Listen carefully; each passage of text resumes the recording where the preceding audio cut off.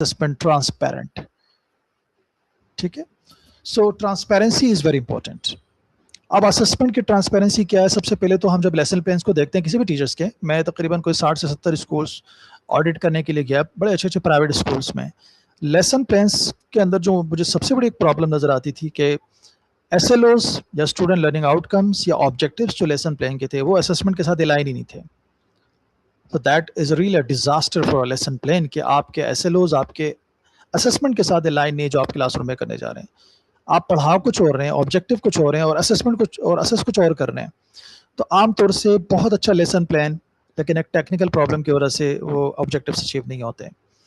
इसके अलावा 21st century skills, thinking skills को डेवलप करने वाला हो, टेक्नोलॉजिकल इंफॉर्मेशन हो, उसके अंदर डिजिटलाइजेशन हो, राइट. तो ये कुछ 21वीं सदी से रिलेटेड चीज़ें थी, मैंने कहा मैं आपको बताऊं. और quotations, a class with high level of participation becomes a powerful learning machine. By participation, engagement, learning environment leads to learning. आपकी क्लास में बहुत डिसिप्लिन है, अक्सर कहते हैं बहुत अच्छी डिसिप्लिन क्लास है, बच्चे खामोश बैठे हुए हैं, शोर नहीं कर रहे हैं. But in language classes, there is a very famous quotation: when there is no noise in language classes, it means there is no learning. But it doesn't mean के noise all the time. But language classes के अंदर अगर noise नहीं है, I mean learning noise, like activity based noise, I mean collaborative noise, I mean the noise of interaction among students and teachers. So it means that there is really minimum learning in that specific class.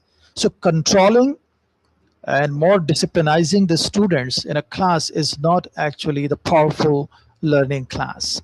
So what exactly we need to do is to maximize their participation, maximize their engagement, and maximize their level of interaction. So this is what we can do through different techniques. आगे चलते हैं. I would rather have one day of authentic student engagement than a career of handing out worksheets. Authentic learning. अब तो learning crazy authentic होनी चाहिए, बिल्कुल real interactions, real scenarios. ठीक, worksheets can never be a substitute to the real learning, the authentic learning. ठीक, तो ये quotation है, definitely some might agree and disagree with that, but this is the experts in the words, their quotations are: student engagement is more than just making sure that students are entertained with or participating in a lesson. In order for it to stick, it has to matter. It has to involve high order thinking. हम lesson plans बनाते हैं, हमारे जो objectives हैं वो लो order thinking के हैं या हाई ऑर्डर थिंकिंग की हैं. उसमें हम बच्चों की जो मेंटल स्किल्स हैं या बच्चों की जो एनालिसिस के स्किल्स है वो डेवलप कर रहे हैं, सिर्फ नॉलेज ही प्रोवाइड कर रहे हैं. But I am really sorry, हमारे यहाँ जो बच्चों को पढ़ाया जाता है कि अंडरस्टैंडिंग अगर बच्चे की डेवलप हो गई है, so that is our achievement. ठीक, which is actually short term memory lost. मुझे याद है मैंने कोई 300-400 प्रोवर्ब्स याद किए थे, कुछ कहावतें याद की थी अंग्रेजी के अंदर, मुझे रटवाए गए थे. मेरे टेंसेस मुझे हर साल पढ़ाए जाते थे, लेकिन मैं कभी टेंसेस को अपने क्रिएटिव राइटिंग और स्पीकिंग के अंदर इस्तेमाल नहीं कर पाया. द रीज़न कि मुझे सिर्फ वो समझाए गए थे, मुझे उसकी एप्लीकेशन नहीं बताई गई कि how to apply these tenses. मुझे सिर्फ समझाए गए थे, मुझसे ट्रांसलेशन करवाई गई कि उर्दू से इंग्लिश ट्रांसलेशन कर लो, जो कि ग्रामर ट्रांसलेशन मेथड है. और मुझे ये नहीं बताया गया कि आप रियल लाइफ सिनेरियोज के अंदर कैसे इस्तेमाल करेंगे. राइट, ग्रामर का कितना कहाँ पे क्या इस्तेमाल है, स्पोकन वर्जन डिफरेंट है, रिटन वर्जन डिफरेंट है, how you can use this grammar in your real life scenarios. So that was really a disaster for me. And I really, like all other teachers, I suffered a lot. हम बच्चों को पढ़ाना शुरू करते हैं grammar from primary और graduation तक पढ़ाते हैं, लेकिन अभी तक उनको अपने अल्फाज में ऐसे लिखने नहीं आता, which is really a disaster for our system. Language is a skill based subject और हम उसको स्किल्स की तरह पढ़ना चाहिए और पढ़ाना चाहिए. So the true strength in our classroom lies in the collaboration of learners, not in the knowledge of one expert. So this is all about collaboration. The teacher is more knowledgeable. Okay, the teacher is speaking for 30 minutes or 40 minutes. Okay, it's wonderful. But what about the students' collaborations, peer learning? 30% students teacher से सीखते हैं और remaining जो है वो अपने pair से सीखते हैं. So pair collaboration is very important. अगर आप वो माहौल नहीं पैदा कर पा रहे हैं तो इसका मतलब है आपकी क्लासेस जो है वो लो ऑर्डर थिंकिंग पर है, लो ऑर्डर लर्निंग पर है, हाई ऑर्डर थिंकिंग पे नहीं है. A strength based classroom is a place where students with all sorts of levels come together as a equal to form a new type of learning environment. This is what actually, when you collaborate them, there is a diversity among the students. You reduce the diversity, you create flexibility for the diversity, and you provide diverse experience to all. तो कोशिश करें कि collaboration classroom के अंदर हो. तो क्या करें, आगे चलें अभी या कोटेशन से? अब मुझे बताएं आप लोगों के ख्याल में जो अब तक मैंने कोटेशन शेयर किए हैं, फार्मूला तो बताएंगे आपको प्लानिंग के बाद, जब लेसन प्लान आएंगे उससे पहले. अब आपकी फिलॉसफी क्या जनरेट हुई है? ऑलरेडी आपकी definitely you might have the same philosophy, लेकिन अब तक आपकी क्या फिलॉसफी जनरेट हुई है कि एग्जैक्टली फार्मूला किस तरह होगा? Yes, what you can expect? Formula, whatever the paradigm shift is this, के planning which matter, but the real measuring thing is the learning. Students are learning, your class is the center of learning or not, or just you are making the plans on the paper. So learning is important, what I got from you. Thank you. Thank you very much. Yes, anybody else? Assalamu alaikum, sir. Yes, Sana. Sir मेरी जो है ये understanding यहाँ से develop हुई है कि हमें जो है वो कोई भी मतलब स्टेप लेने से पहले लेसन प्लान में उसको प्रॉपर पहले उसकी प्लानिंग करनी है. आफ्टर दैट हमें उसको जो है वो स्टेप आउट करना है according to the students, according to the class and according to the environment. Okay, thank you. Yes, anybody else? One more, please. Assalamu alaikum. This is Asfar Saeed Mehman. Doctor Sahab. जी असफर साहब. Am I audible? जी जी असफर साहब please फरमाइए. My teaching philosophy is to create an inclusive and engaging learning environment where students are encouraged to think critically, participate actively, and develop lifelong learning skills. तो जब तक बच्चों को इन सारे aspects में हम इंगेज नहीं करेंगे तो किस तरह एक इफेक्टिव क्लास होगा? ये सारे रिप्लिकेट करते हैं लेसन प्लान में. लेसन प्लानिंग में इन चीज़ों को इनकारपोरेट करके सामने लाना पड़ेगा, तभी एक इफेक्टिव क्लास नजर आएगी. Thank you very much, Asfar Saab. Such a wonderful philosophy, and we need to unpack this philosophy in our lesson plans. Ji next I think यहाँ से ये MATIA, मुझे नहीं पता इसकी प्रोनाउंसिएशन क्या है. मेटिया. जी जी फरमाइए. सर देख हो सकता है सब मुझसे एग्री नहीं करें, लेकिन जैसे मेरा 3 साल का ही अभी एक्सपीरियंस है अपनी जॉब में ना, तो मैं जहाँ तक समझी हूँ अभी आपकी बात से और जो मेरी थिंकिंग डेवलप हुई है एज अ टीचर, मैं ये समझती हूँ कि 21st सेंचुरी या अब जो AI की हमारा दौर है उसमें हमारी टीचिंग फिलॉसफी उस हिसाब से होनी चाहिए 21st सेंचुरी के लिहाज से. अब कुछ चीज़ें हमें बहुत एडवांस, बच्चे घर में मोबाइल है उनके हाथ में या उनके पास डिवाइसेस हैं दूसरी, तो वो से सीखे ज़्यादा बेहतर होगा उन चीज़ों से. 21st सेंचुरी की टेक्निक्स हैं या डिजिटल चीज़ों से जो हम बच्चों को क्लासरूम में प्रोवाइड कर सकते हैं, जितना हम कर सकते हैं गवर्नमेंट सेक्टर में हमारे पास नहीं होती, लेकिन कुछ चीज़ें ऐसी होती हैं जो हम दे सकते हैं अपने मोबाइल के थ्रू या हम लैपटॉप वगैरह ले जाते हैं, तो उससे हम बच्चों को सिखा देते हैं, तो वो चीज़ ज़्यादा मुझे लगता है इफेक्टिव है. मैं अपनी फिलॉसफी में वो चीज़ ऐड करना चाहती हूँ आजकल की डिजिटल वर्ल्ड पे. Thank you very much. I think it's a wonderful point of view you have shared here, क्योंकि AI oriented classrooms होने जा रही हैं और अनकरीब आप लोगों को जो जेन अल्फा है और फिर उसके बाद जेन बीटा, वो आपको आके सिलेबस देंगे कि आप हमें जो पढ़ा रहे हैं ये हमारे लिए ज़रूरी नहीं है, आप हमें ये सिलेबस पढ़ा के दें. They will develop their own plans and they will share with you कि आप इस तरीके से पढ़ाए में आप हमें ठीक नहीं पढ़ा रहे हैं. So the knowledge has been transferred to now AI tools. Yes, the teacher sir has a मैं very कुछ शेयर prime करूँ? responsibility मेरा to मेरा भी यही customize कहने का that, मकसद था to सर make it कि more. आज जी. अच्छा, सैयदा इफ़त कुछ कहना आजकल चाह के रही हैं जी, आप बच्चे जो प्लीज़ हैं बताइए. वो बहुत जी जी सर, मेरा भी यही मकसद था कि आजकल के बच्चे पहले बच्चों की तरह या हमारे बचपन में जैसे हम होते थे उससे काफी डिफरेंट हैं. आजकल के बच्चे वही जनरेशन जो आप कह रहे हैं कि वो चेंज हो चुकी है, तो उनकी नीड्स या रिक्वायरमेंट्स अलग हैं, हमसे काफी अलग है. जी, थैंक यू. हम आगे चलते हैं फिर, और आप सर लोगों मैं के कुछ पॉइंट ऑफ कहना व्यूज़ का बहुत चाहूंगी. शुक्रिया. क्योंकि जी, मैं जी, एक बात जी, करना वन चाह रही मोर. हूँ पार्टिसिपेंट्स के, प्लीज अपना सर हाथ जो है ना रेज करें, क्योंकि आप लोग ये भी साथ साथ सीख रहे हैं कि क्लासरूम मैनेजमेंट में अगर सारे बच्चे एक साथ बात करेंगे किसी को समझ नहीं आता. आप हैंड रेज करें, सर जो है खुद ब खुद ही आपको जो है ना नॉमिनेट करेंगे. Thank you. जी, अलमास सिद्दीकी. अस्सलाम वालेकुम सर. सर मैं ये कहना चाहूंगी कि मैंने अपनी क्लासेस में एक चीज ऑब्जर्व की है अभी छोटी क्लासेस के अंदर, खासतौर पर ईसीटी वगैरह में, कि जब हम बच्चों को कुछ सिखा रहे होते हैं ना, उसके बाद हम जैसे ही पूछते हैं कि अब कोई बताना चाहेगा, सर मैंने एक चीज नोट की है, बच्चा खुद आकर ये कोशिश करता है कि मुझे मौका दिया जाए कि मैं करूँ सामने. तो यानी आज के दौर के बच्चा ये चाहता है कि उससे सब कुछ दिया जाए कि वो खुद ऑपरेट करे हर चीज. यानी हम उसे सिर्फ एक दफा गाइड करें, उसके बाद वो बच्चा खुद शुरू हो जाता है काम करने के लिए कि मुझे ही करना है.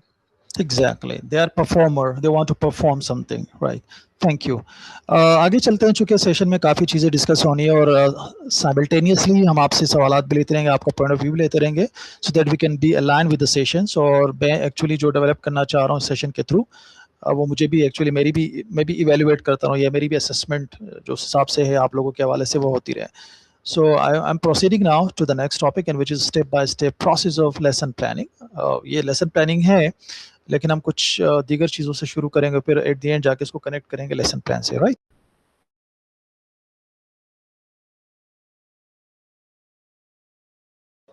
सबसे पहले लेसन प्लान पे आने से पहले आपको पता होना चाहिए कि आपके पास जो आपका एनुअल प्लान है, आपके पास कितना बजट है टाइम का, डेज का, ये आपको पता होना चाहिए.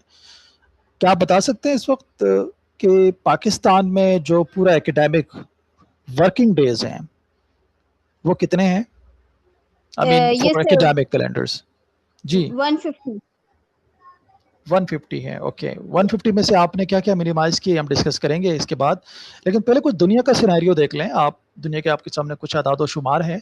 इंग्लैंड के अंदर एक्चुअली जो स्टूडेंट ईयर है, स्कूल ईयर, वो 190 डेज का है. राइट. आयरलैंड के अंदर आप देख सकते हैं 179 और 183 days. Scotland 190 days. France 180 days. ठीक है.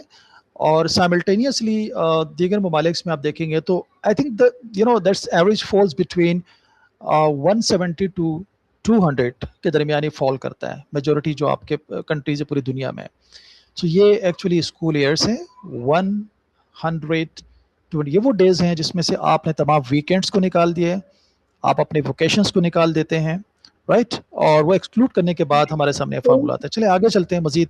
इससे पहले कि मैं फार्मूले की तरफ आऊँ, मैं मजीद कुछ दुनिया का आपको सिनेरियो आपको दिखाना चाहता हूँ.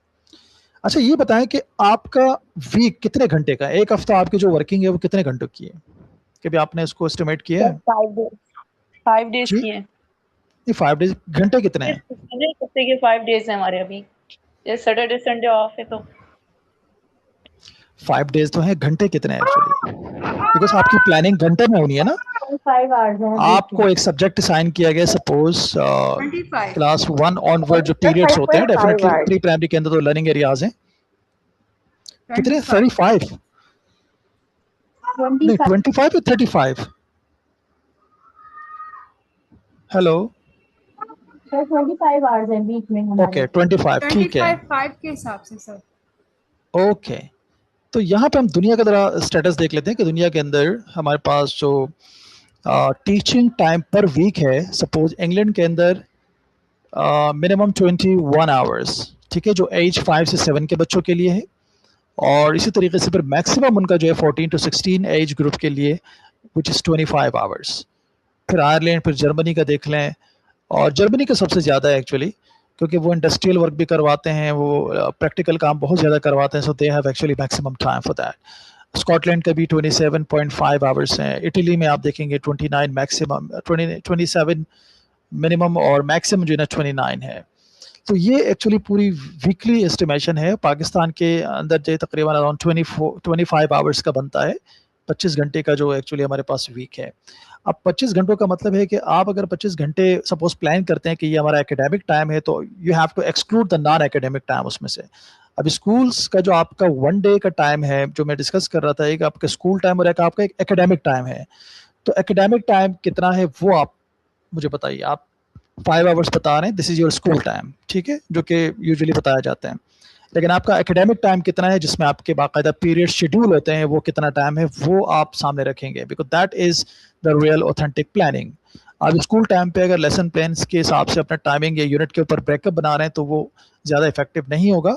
सो you need to keep your academic time in mind. Learning time तो एक डिफरेंट फिलोसफी है, वो तो बहुत मुश्किल एक साइंस है, we will be discussing about that. So in order to reach to, because मुझे प्लान करना है, मुझे 10 यूनिट मुझे दिए गए हैं एक बुक के अंदर, मुझे 10 यूनिट्स को पढ़ाना है पूरे साल में, मुझे उसका ब्रेकअप करना है। सबसे पहले मुझे ब्रेकअप करना है, इससे पहले कि मैं लेसन प्लानिंग पे जाऊं, मुझे हर यूनिट को अप्रोप्रिएट टाइम देना है, और हर यूनिट के लिए मुझे realistic, based on real experiences मुझे टाइम देना, अलॉट करना होगा, ताकि मैं उस हिसाब से अपने लेसन प्लान कर सकूं। एक यूनिट के लिए मुझे कितने लेसन प्लान करने हैं, मेरे पास टाइम कितना अवेलेबल है हर यूनिट के लिए। So if you have this idea, your planning is more appropriate. अब ये टीचर्स को आमतौर से दे दिए जाते हैं, teachers don't have an idea. तो टीचर्स को एक्चुअली खुद ये सारा पता होना चाहिए, they should have reflection on that. Suppose academic days को अगर हमें फाइंड आउट करना है, हॉलीडेज को माइनस करें, वेकेशंस को माइनस करें, एग्जाम्स डेज को निकाल दें, दीगर जो एक्टिविटीज़ होती हैं जिसमें मुख्तलिफ नेशनल एक्टिविटीज़ होती हैं, को करिकुलर एक्टिविटीज़ हैं, या कोई और अवेयरनेस सेशंस आते हैं जो मुख्तलिफ डिपार्टमेंट्स की तरफ से होते हैं। तो चूँकि उसका हमारे टेक्स्ट बुक की लर्निंग से इतना ज़्यादा ताल्लुक़ नहीं होता, विच is actually learning activities sometimes, लेकिन ये कि उसका हमारे टेक्स्ट बुक से ज़्यादा कनेक्शंस नहीं है, so therefore we exclude them from academic days. So net teaching days आपके पास कितने बचे? एकेडमिक डेज के अंदर भी आपके पास जो नेट टीचिंग डेज हैं, which is actually your classroom time, which is actually your lesson planning time, is somehow, so this is the formula you need to find out. अब अगर मैं आपसे कहूँ कि एक महीने के अंदर आपके पास नेट टीचिंग डेज कितने हैं, जस्ट कम टू 1 मंथ, एक महीने का मुझे बता दें, साल का चले रहने दें, एवरेज महीने की बात कर रहा हूँ, विच इज जिसमें वेकेशंस ना हो। सर 22 होते हैं। 25 चलो सैटरडे संडेज निकाल अभी दें आप, अभी बात जस्ट की प्लान जाए तो सैटरडे एंड संडे। निकाल 22 डेज 22 डेज आपके पास नेट टीचिंग डेज हैं, राइट? ओके, बहुत अच्छा है, तो फिर आप लोग बेहतरीन, इट्स वंडरफुल। लेकिन हर महीने में नहीं है, राइट? अच्छा जी, नेट टीचिंग डेज अगर आप डिवाइड करते हैं 5 से, तो आपके पास टीचिंग वीक्स आ जाते हैं। ये जितने भी डेज हमने बताए हैं इस वक्त, आप 22 फिर वो सारे काउंट करेंगे। सपोज आपके टोटल डेज पूरे साल के जो बनते हैं वो 150 बनते हैं, ठीक है, 150 या 170 के दरमियान बनते हैं। तो आप डिवाइड करें ऐसे, अगर आपने वीक्स में लेकर आना है सपोज, तो फिर आप इसको डिवाइड करें वीक्स के अंदर कि आपके पास कितने वीक्स का प्लान है, ठीक है। एक महीने के अंदर आपके पास कितने दिन हैं ये भी आपको पता होना चाहिए। लेकिन असल जो हमें यूनिट प्लानिंग के लिए चाहिए, because we need to assign days to that specific unit. तो समटाइम्स आपको वीक्स का अगर पता ना भी हो तो कोई फ़र्क नहीं पड़ता बड़ी क्लासेस में। लेकिन जब आप ईसी प्लान करते हैं तो अर्ली चाइल्ड एजुकेशन में चूंकि घंटों के ऊपर प्लानिंग्स होती हैं, क्या आप में से किसी को पता है कि ईसी का जो प्रोग्राम है वो कितने घंटों का है पाकिस्तान का? यानी आपका जो करिकुलम है इस वक्त आम तौर से, बिकॉज ईसी की प्लानिंग घंटों में होती हैं और बड़ी क्लासेस की जो प्लानिंग है वो डेज के अंदर की जाती है यूजुअली इंटरनेशनली। तो इस वक्त आई थिंक कनाडा के अंदर ईसी का जो प्रोग्राम है वो 400 घंटों का है, ठीक है। क्या अभी कभी आपने एस्टिमेट किया है कि आपका जो ईसी का टाइम है, जो आपका पूरा प्रोग्राम है साल का, कितने घंटों का है? और आपने वीकली प्लानर बनाया है, उस वीकली प्लानर के अंदर मेंशन है कि किस लर्निंग एरिया को हमने कितने घंटे देने हैं, हमने लिटरेसी इंग्लिश को कितना टाइम देना है, उर्दू लिटरेसी को कितना टाइम देना है, वर्ड अराउंड अस को कितना टाइम दिया आपने। सो you should have this formula. अगर आप इसी के टीचर्स हैं तो आपको ये पता होना चाहिए। लेकिन अगर आप बड़ी क्लासेस में हैं तो देन आपको पता होना चाहिए कि मेरे पास कितने डेज जो है वो टीचिंग डेज मेरे पास अवेलेबल हैं जिसमें एक्चुअली मुझे लेसन प्लान करना है। मैं 150 180 डेज एक्चुअली क्या ये सारा का सारा टीचिंग डेज है? नहीं, आप उसमें से वोकेशंस निकाल दें, बहुत सारी चीज़ें और होती हैं, बहुत सारी हमारी एक्टिविटीज़ होती हैं, वो हम उसमें शामिल करते हैं, वो एक्चुअली पार्ट नहीं है आपकी प्लानिंग का। तो आपने सिर्फ टीचिंग टाइम निकालना है, टीचिंग डेज आपके कितने हैं जिसमें आप प्रॉपरली लेसन प्लान करके क्लासेस के अंदर बच्चों को टेक्स्ट करिकुलम पढ़ाया जाता है, तो वो आपको फाइंड आउट करना है। ठीक है, उसके लिए आपको सिंपल यही है कि हॉलीडेज, वेकेशन, एग्जाम्स सारे माइनस करें और जो आपकी दीगर एक्टिविटीज़ होती हैं पूरे कैलेंडर के अंदर वो भी माइनस करें। फिर आपके पास जो डेज बचते हैं, चाहे वो 130 हो 120 हो, आप उस पर टीचिंग प्लान करें।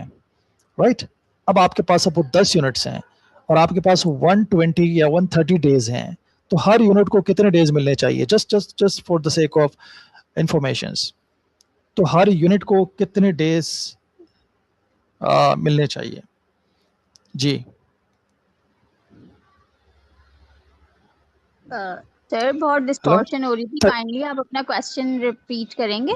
The question is that suppose you have 130 days, यानी 130 net teaching days, ठीक है, 130 आपके पास नेट टीचिंग डेज है या 140, और आपके 10 यूनिट है इंग्लिश बुक के अंदर, तो हर यूनिट को कितने डेज मिलने चाहिए?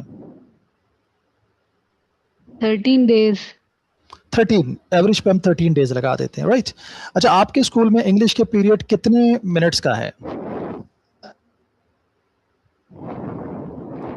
सर वेरी करता है। नहीं, 45 45 और minutes 60 होता है मैक्सिमम, 45 और 60, आई थिंक एवरेज यही है हमारा, 45 है ना। तो 45 को अब आप 13 से मल्टीप्लाई करें, ये आपका टाइम है इंग्लिश का एक यूनिट के लिए। कितना टाइम हुआ ये? कितने घंटे, आई मीन कितने पीरियड्स बनेंगे? 13 पीरियड्स हैं, लेकिन टोटल टाइम कितना है? सर मैं से समथिंग। जी जी, मैं ऐसे से एक्चुअली साथ में लेकर चल रहा हूँ प्लानिंग। सर जी फरमाइए, आप कुछ कहना चाहते हैं? जी जी सर, बेसिकली हम जो प्लानिंग करते हैं वो अगर जस्ट लाइक अगर वर्ल्ड अराउंड अस है या फिर न्यूमरेसी है, तो अगर जैसे मैं करती हूँ तो हम उसको एक क्लब पीरियड करते हैं ईसीसीई में ना। तो एक उसका क्लब पीरियड होता है, मतलब हर डे, मैं ये इसलिए पूछना चाह रही हूँ कि मैं सही कर रही हूँ या गलत कर रही हूँ, कि एक क्लब पीरियड है, जैसे आज मेरा जो है वो न्यूमरेसी का क्लब पीरियड है और कल जो है वो उर्दू का क्लब पीरियड है। तो यानी रोज के हिसाब से खाली मैं एक जो मेजर सब्जेक्ट है उसका क्लब पीरियड रखती हूँ ईसीसीई में, ठीक है। तो वो होता है 40 मिनट्स का। तो ये सही 40 to 60 मिनट्स का हम रखते हैं क्लब पीरियड। जी बिल्कुल आप सही कह रही हैं, मैं भी यूं ही करती हूँ। देखिए, इसी के अंदर आपने जो क्लब प्लानिंग की है, because you have learning areas and you have a recipe, आपके पास 7 लर्निंग एरियाज हैं या आपने 6 लर्निंग एरियाज पे बनाया है। अगर करिकुलम देखें तो it is almost 6 learning areas होते हैं, but sometimes we have EPL areas differently हम रखते हैं उसके अंदर, और आपने फिर उसके लिए जो कॉर्नर टाइम्स है उसको आप सेपरेटली डील करते हैं। तो ये आपका सारा रिफ्लेक्ट होना चाहिए एक्चुअली आपके जो वीकली प्लानर्स के अंदर। आप जो क्लब टाइम बता रहे हैं, तो क्या ये तमाम ये पूरे वीक में ही कंडक्ट मुस्तकिल करवा रहे होते हैं? ये वीक के अंदर कितने अटेम्प्ट्स करते हैं आप इस क्लब पीरियड के? सपोज मैं इंग्लिश की बात कर रहा हूँ कि इंग्लिश क्लब टाइम आपकी वीक्स में कितनी दफ़ा आप रिपीट करते हैं? देखिए इंग्लिश जो club. Hello, am I audible? जी सर, हेलो जी बिल्कुल आप ऑडिबल हैं। जी, आप अपने सवाल दीजिए ताकि फिर मैं आगे बढ़ूँ। जी हाँ सर, इंग्लिश का जो पीरियड है वो हम उसको वीक में, क्योंकि जो फ्राइडे है वो खाली मैंने एक्टिविटी वीक डे रखा हुआ है, ठीक है, क्योंकि बहुत शॉर्ट टाइम होता है उसमें। तो हमने इस तरह से किया हुआ है कि इंग्लिश का जो वीक में 2 पीरियड्स होते हैं, न्यूमरेसी का 1 क्लब पीरियड होता है और उर्दू का भी 1 क्लब पीरियड होता है। बाकी ईपीएल वगैरह की जो एक्सरसाइजेस होती हैं वो अलग होती हैं, उनके अलग पीरियड्स होते हैं। इंग्लिश जो है वो हमने 2 टाइम रखा हुआ है वीक में। ठीक ठीक, एक्चुअली यही मैं एक्चुअली कहना चाह रहा था कि आपकी जो वर्किंग टाइम है, सॉरी आपका जो वीकली प्लानर है, देखिए मैं अक्सर इसी के ऑडिट्स पे जाता था, तो किसी भी स्कूल्स का अगर मुझे देखना हो कि स्ट्रेंथ क्या है, ईसी की स्ट्रेंथ क्या है, तो मैं वीकली प्लानर देखकर बासानी बता सकता हूँ कि ईसी का यहाँ पे एक्चुअली लेवल ऑफ ईसी क्या है। So your weekly planner actually shows everything. आपने कौन से लर्निंग एरियाज लिए हैं, आप कितना टाइम, आपकी जो टाइम कैलकुलेशन है, आपने जो रेसिपी बनाई है एक्चुअली वो जो टाइम डिस्ट्रीब्यूशन की मुख्तलिफ एक्टिविटीज़ के लिए वो क्या है। और बाद औक़ात हम बच्चों के नीड्स पे बनाते हैं। अगर बच्चों की लिटरेसी बहुत अच्छी जा रही है और वो फोनिक्स के अंदर, फनीम्स के अंदर बहुत अच्छे हैं, तो आप दूसरा जो वीक एरिया है वहाँ पे थोड़ा सा टाइम आप इजाफी कर देते हैं। So this weekly planner it moves according to the needs of the children. इसको हम फिक्स करके पूरा साल चलाते रहते हैं, ऐसा नहीं है। समटाइम्स आपका हर ईसी का क्लास जो है वो डिफरेंट मॉडल होता है, यानी बाद औक़ात आपका जो इस हफ्ते का जो वीकली प्लान है उसमें आपको चूंकि लिटरेसी पे ज़्यादा टाइम देना पड़ रहा है, मुमकिन है कि नेक्स्ट ईयर में बच्चे जब चले जाएं तो आपको वो थोड़ा सा रिड्यूस करके सोशल इमोशनल या बिहेवियर्स के इशूज़ के ऊपर ज़्यादा बढ़ाना पड़े, ठीक है, सोशल इमोशनल डेवलपमेंट के ऊपर ले जाना पड़े या दीगर चीज़ों के ऊपर। So we can not fix that, it's based on need. बच्चों की उस वक्त प्राइम रिस्पॉन्सिबिलिटी क्या है, सबसे ज़्यादा अहम आपके लिए क्या है एक्चुअली बच्चों को जो रिक्वायर्ड है, तो आप अपने उस हिसाब से टाइम को आगे पीछे करते रहते हैं। We do not actually fix it. तो इमरजेंट करिकुलम टेक्निक्स के ऊपर जाना, इसी का जो एक्चुअली वीकली प्लानर है वो काफ़ी फ्लेक्सिबल होता है, because we keep changing them based on the needs of the children. तो जो जो ट्रीटमेंट्स आप देते हैं उस हिसाब से आप चेंज करते रहते हैं। तो आई थिंक कि आपने जो बनाया है वो आपके बच्चों के हिसाब से बेहतर होगा। कितना टाइम आपने अलॉट किया है, it's all about your understanding about the kids. क्योंकि आप मुस्तकिल ऑब्जर्वेशन करती हैं बच्चों की, आप एनेक्डोट्स बनाते हैं और एनेक्डोटल जो आपके पास ऑब्जर्वेशंस होती हैं उस बुनियाद पर आप प्लान करते हैं और इसी तरीके से आप वीकली प्लानर्स को चेंज करते रहते हैं। So the one who knows the best to write a best weekly plan is the more expert EC teachers. मैं कुछ आपसे सैंपल शेयर करूंगा स्टैंडर्ड्स इस वक्त पूरी दुनिया में जो वीकली प्लानर्स हैं उसके फॉर्मेट्स जो मैंने खुद डेवलप किए थे वो मैं आपसे आप लोगों के साथ ग्रुप में शेयर कर लूँगा। तो उसमें से जो ईसी का टीचर फ़ायदा उठाना चाहते हैं वो उससे फ़ायदा उठा सकते हैं, ठीक है जी। चूँकि आज के उस प्लान में शामिल नहीं था, मुझे जो हिदायत थी, मुझे कहा था कि आप ज़्यादा ऊपर की क्लासेस को एड्रेस करें। चूँकि ईसी पे आई थिंक ऑलरेडी 1-2 सेशन शायद वो हो चुके हैं, तो मैं उसी को एक्चुअली फॉलो करने की कोशिश कर रहा हूँ। अदरवाइज़ मैं ज़रूर उसको शामिल करता और मैं आपसे मटीरियल ज़रूर शेयर कर लूँगा, ठीक है। Shall I move forward now? Yes sir. अच्छा, 13 पे हमने बात की थी कि 13 पीरियड्स हैं आपके, और 13 पीरियड्स के अंदर भी आपके लेसन प्लान के पीरियड्स कितने होंगे। देखिए, आप 13 दिन नहीं पढ़ाएंगे उनको ना, आपको कुछ रिवीजन के लिए रखना होता है, कुछ असेसमेंट का डे रखना होता है, कुछ यूनिट टेस्ट हम लेते हैं, आपको यूनिट बेस्ड टेस्ट लेते हैं, यूनिट के एंड पे भी हम एक असेसमेंट करते हैं। तो आपको एक डे तो उसके लिए मुख्तस करना होगा, एक रिवीजन के लिए है, कुछ बफर टाइम्स होते हैं, अनएक्सपेक्टेडली कुछ भी हो सकते हैं, यानी आप सेफ साइड में 1 पीरियड या 2 पीरियड्स रखते हैं। यू डू नॉट प्लान कि मैंने 13 है तो मैं 13 ही पे लेसन प्लान करूं। No, you if you have 13 days for a unit, so you would plan for 9 or 10 days. One day is for assessment, one is for revision, or maybe the rest is 1 or 2 days for buffer time in case you need to change something, you need to teach something new. So are you getting my point? जो मैं actually बताने की कोशिश कर रहा हूँ कि आपकी जो प्लानिंग है तो you need to have a safe side planning, ठीक है जी। अच्छा, आगे बढ़ते हैं। Actual teaching periods plus teaching months plus is equal to आपकी मंथली टीचिंग टारगेट्स। जो हमने आपको बता दिया कि आपने कहा कि जी हमें मंथली इतने हमारे पीरियड्स बनते हैं और एक यूनिट को आप कितने देंगे। सो ये सारी चीज़ें आप अपने पास अगर साथ साथ लिखते चले जाएं कि आपके स्कूल्स के अंदर आपके जो सब्जेक्ट है उस पर आपके पास कितना टाइम है वीकली, और मंथली आपके पास कितना टाइम है, और आपके अगर सब्जेक्ट्स किसी बुक के अंदर सपोज 10 यूनिट्स हैं तो आप कितने डेज देंगे, और अगर उसमें 15 यूनिट्स हैं तो फिर कितने डेज देंगे। तो अकॉर्डिंगली आपने प्लान करना होता है, राइट। तो आप किसी आइडियल प्लानिंग की तरफ नहीं जाते कि एक फिक्स प्लानिंग आपके सामने आ गई और वो सब पे आप लागू कर दें। नहीं, आपने अपने सब्जेक्ट, अपने टेक्स्ट बुक के हिसाब से प्लान करना होता है, और ये टीचर्स की जिम्मेदारी है। आमतौर से टीचर इससे अपने आप को विड्रॉ करते हैं। मैं एक component of non teaching days जो हमारे पास होते हैं, जिसको हम कहते हैं नॉन टीचिंग डेज। देखें, टीचिंग डेज और नॉन टीचिंग डेज, ये आपके पास कैलकुलेशन होनी चाहिए कि जितने डेज आपके टीचिंग के हैं आपने उसी को यूनिट के ऊपर लेकर आना है, यूनिट्स को वो असाइन करना है। नॉन टीचिंग डेट्स का आपके करिकुलम के, आपके सब्जेक्ट्स का, आपके लेसन प्लान्स के साथ कोई ताल्लुक नहीं है, ठीक है, एक्सक्लूड दैम। तो अब आपको ये कैलकुलेट करना है कि मुझे अगर 180 या 190 या आमतौर से गवर्नमेंट में 200 डेज होते हैं, 200 डेज में से मेरे टीचिंग डेज कितने हैं और नॉन टीचिंग डेज कितने हैं। तो ये फार्मूला आपको निकालना होगा, राइट। तो मैंने कुछ एग्जांपल्स यहाँ दे दिए, आप देख सकते हैं क्या क्या चीज़ें आपकी ऐसी हैं जो नॉन टीचिंग डेज हैं। इसमें आपके टीचर्स ट्रेनिंग्स को भी हम नॉन टीचिंग कहते हैं, क्योंकि वो बच्चों से रिलेटेड नहीं है।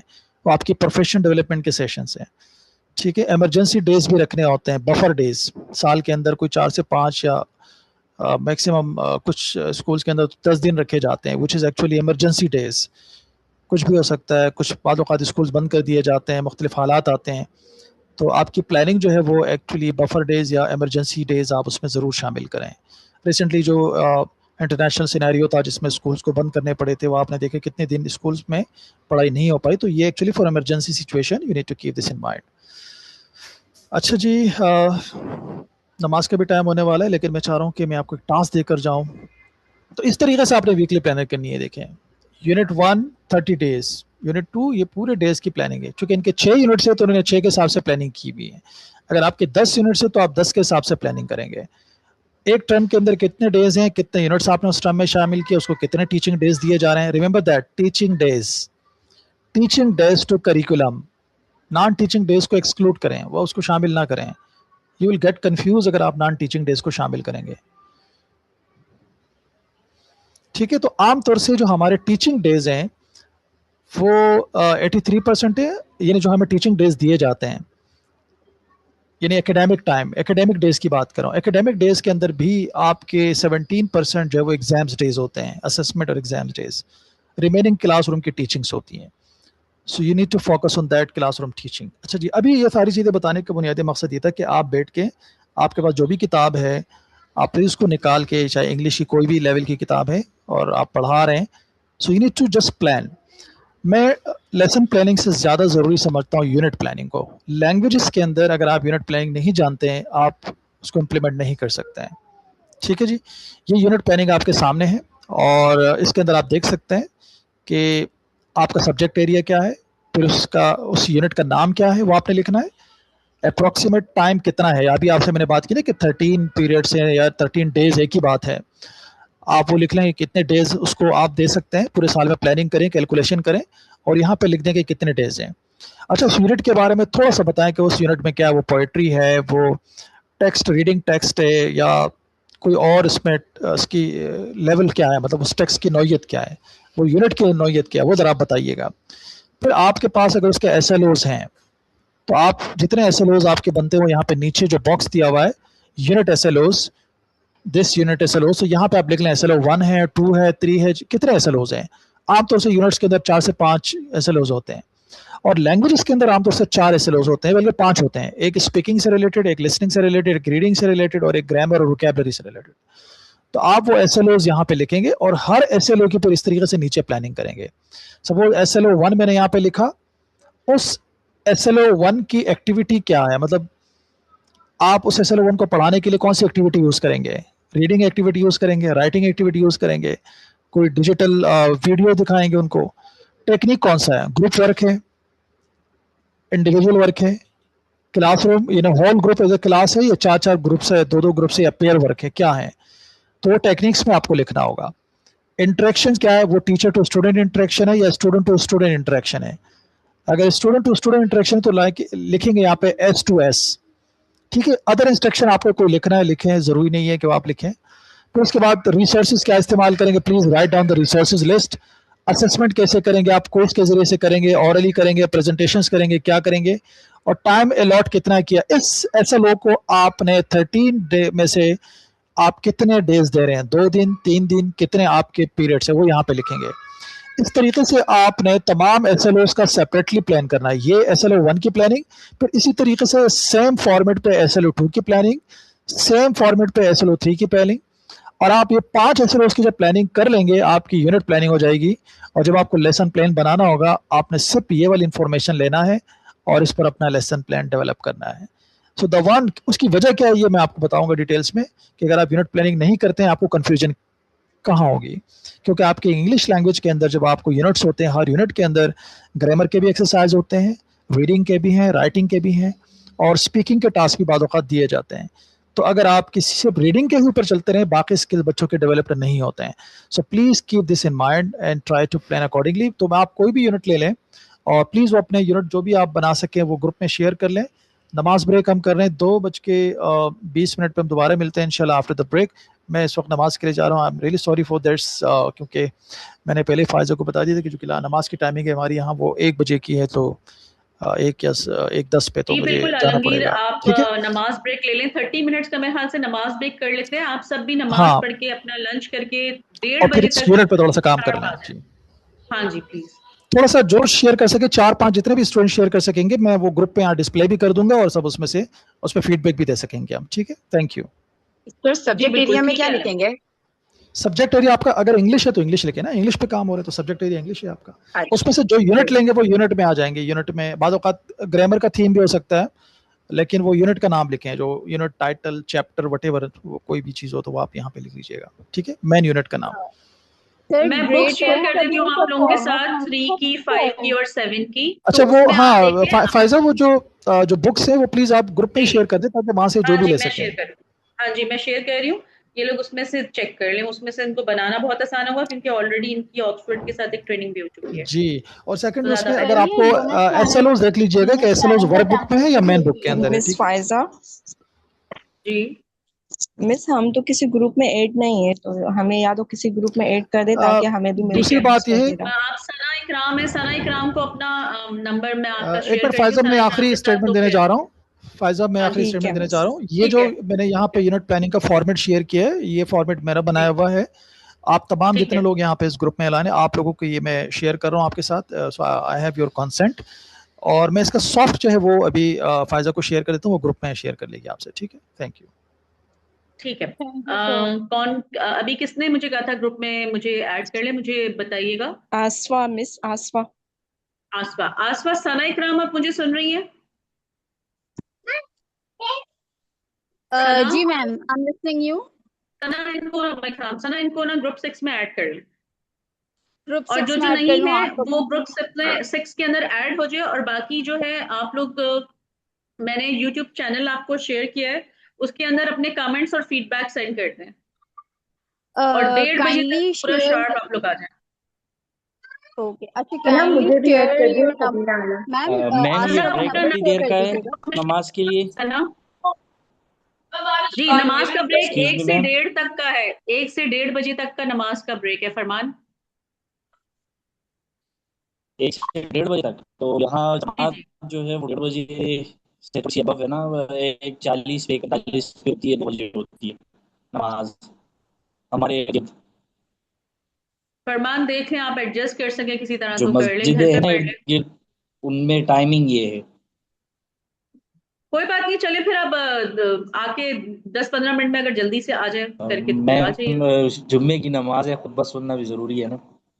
जी जी आप बिल्कुल पढ़ लें, कोई मसला नहीं है, चले बिल्कुल मैं पढ़ लें। कोशिश करता हूँ, पूरी कोशिश करता हूँ। ठीक ठीक है, ठीक है, थैंक यू। ठीक है। सना अपना नंबर शेयर थैंक कर यू दें सो ग्रुप मच। की चैट में, और ये लॉगिन ही रहेगा, सब लॉगिन ही रहेंगे, बस आप म्यूट और वो करके चले जाएं, वीडियो ऑफ करके। 1:30 बजे तक दोबारा ज्वाइन कीजिए, और जो जो ऐड नहीं है वो सना इकराम से राब्ता कर ले। Thank you.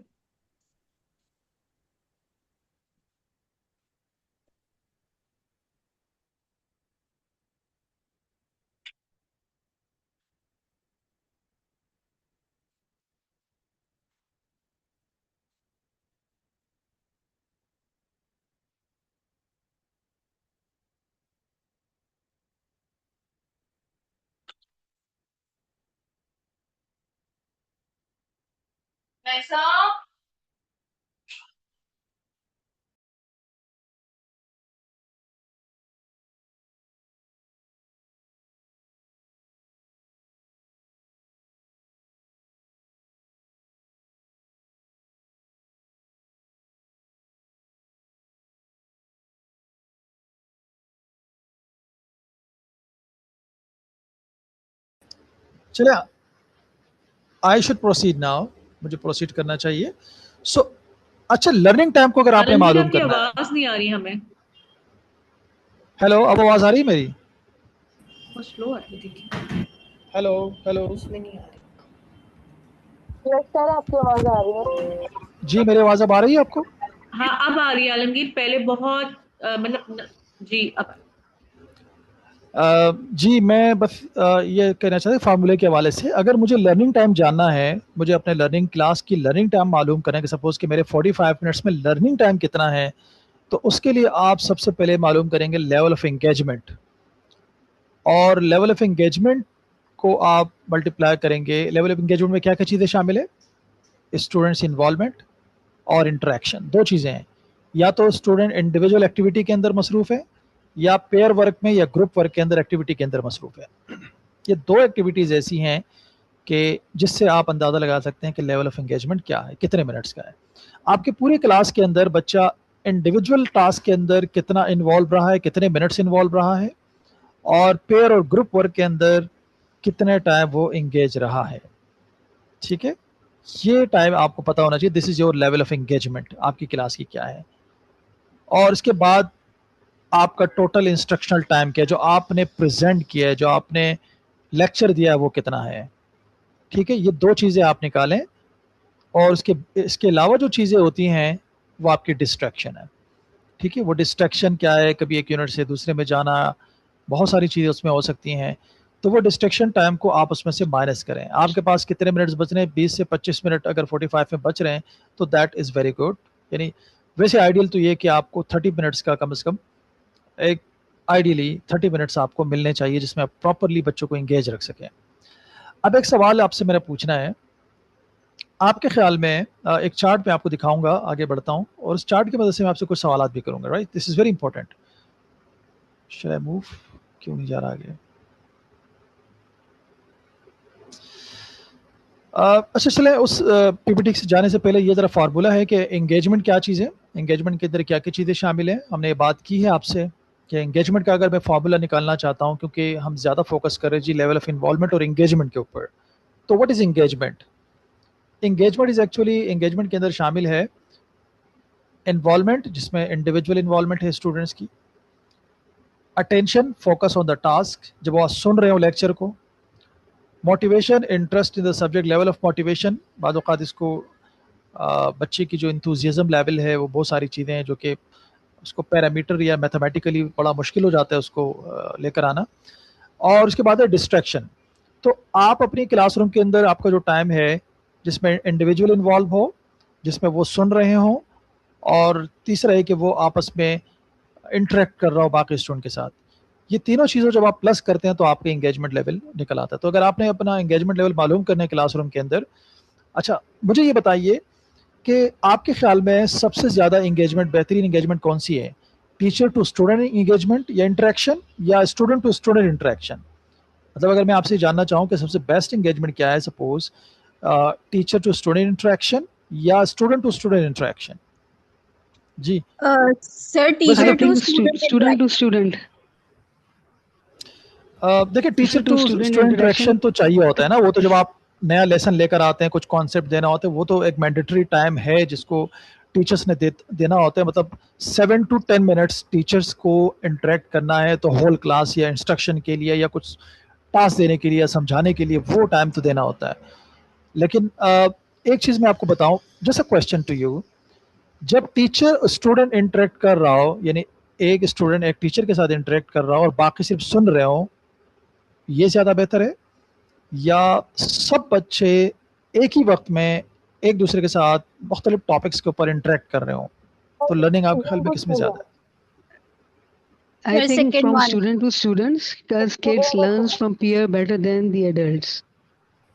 This is another concept, लेकिन मैं आपको मैथमेटिकली फार्मूला जो बता रहा हूँ, हमारा टारगेट लर्निंग टाइम को निकालना।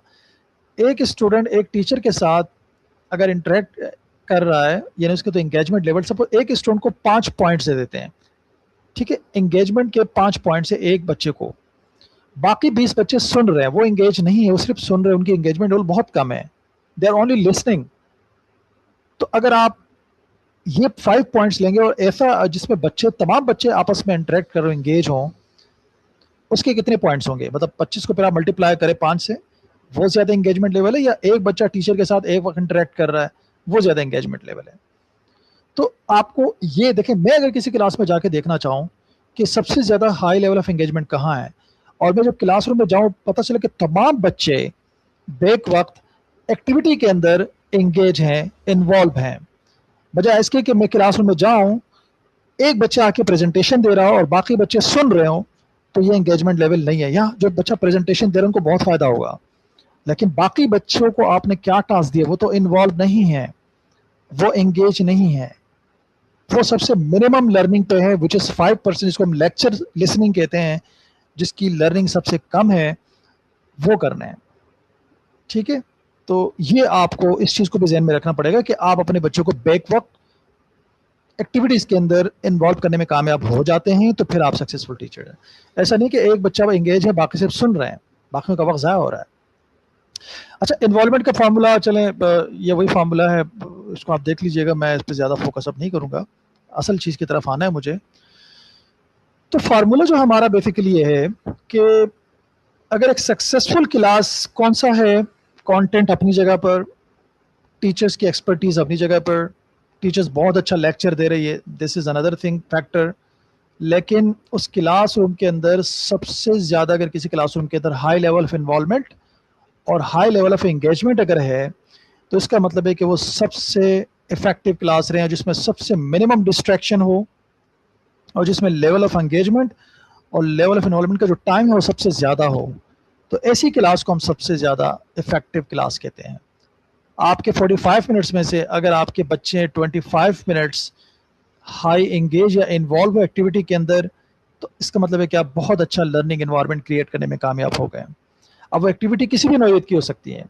Activity can be a debates competition, it can be a written activity, it can be a reading activity, but if the all kids are involve in simultaneously in the activities, this is actually the learning time. और इसका हरगिज़ मकसद ये नहीं कि एक बच्चा involve है बाकी नहीं है इन्वॉल्व, तो तब भी आपका जो लर्निंग टाइम है वो नहीं बढ़ेगा, क्योंकि हम चाहते हैं कि तमाम बच्चे at the same time task के अंदर इन्वॉल्व हो। टीचर सिर्फ उनको गाइड कर रहा हूँ, फैसिलिटेट कर रहे हो, मॉनिटर कर रहा हूँ, उनको मेंटर कर रहे हो, उनको सपोर्ट प्रोवाइड कर रहे हो at the time when they are involve. So आपके लेसन प्लान्स के अंदर भी ये चीज़ें नज़र आनी चाहिए। अगर आपके लेसन प्लान्स के अंदर ये चीज़ें नहीं है कि जिसमें टीचर्स का टाइम ज़्यादा है, टीचर टॉकिंग टाइम ज़्यादा है और बच्चों की इंटरेक्शन या इन्वॉल्वमेंट कम है, सो आपकी क्लासेस हाई इन्वॉल्वमेंट है। ये एक फार्मूला है, इसको ध्यान में रखें। High level of engagement is equal to high level of involvement plus high level of interaction. ठीक है जी, high level of engagement is equal to high level of involvement plus high level of interaction, और उसमें से फिर distraction का time minus कर दें। तो डिस्ट्रैक्शन टाइम जितना कम होगा आपका और आपकी लेवल ऑफ इंटरेक्शन और इन्वॉल्वमेंट ज़्यादा है क्लासरूम के अंदर, तो वो आप सक्सेसफुल है। वो कौन सी एक्टिविटी जिससे हाई लेवल ऑफ एंगेजमेंट और आप इंटरेक्शन हासिल कर सकते हैं, वो मैं आपको बताता हूँ। फिर देखिए, एक चीज़ मेरे एक पीएचडी का रिसर्च है कि जब बच्चे सुन रहे होते हैं, जब आप लेक्चर देते हैं, तो बच्चों की लर्निंग जो इस वक्त 5% हो रही होती है। ठीक है, ये पिरामिड आपने देखा होगा, द लर्निंग पिरामिड, आप में से किसी ने देखा ये? अच्छा जी, अगर आपके बच्चे रीडिंग कर रहे हैं, रीडिंग से मुराद ये नहीं कि एक बच्चा रीड कर रहे हैं बाकी सुन रहे हो फिर लेक्चर में चले गए ना, that is again lecture. Reading से मुराद आपने बच्चों को कोई टास्क दिया कि बच्चे रीड करके बता दें, दैट इज एक्चुअली रीडिंग, जिसकी लर्निंग है 10%। और अगर उस रीडिंग के अंदर पिक्चर्स भी हैं, कुछ ग्राफ्स भी बने हुए हैं, तो फिर बच्चों की लर्निंग कुछ बढ़ेगी, और वो है 20%। ये तो टेक्स्ट बुक में आप देखेंगे कि क्या लेवल है उसका।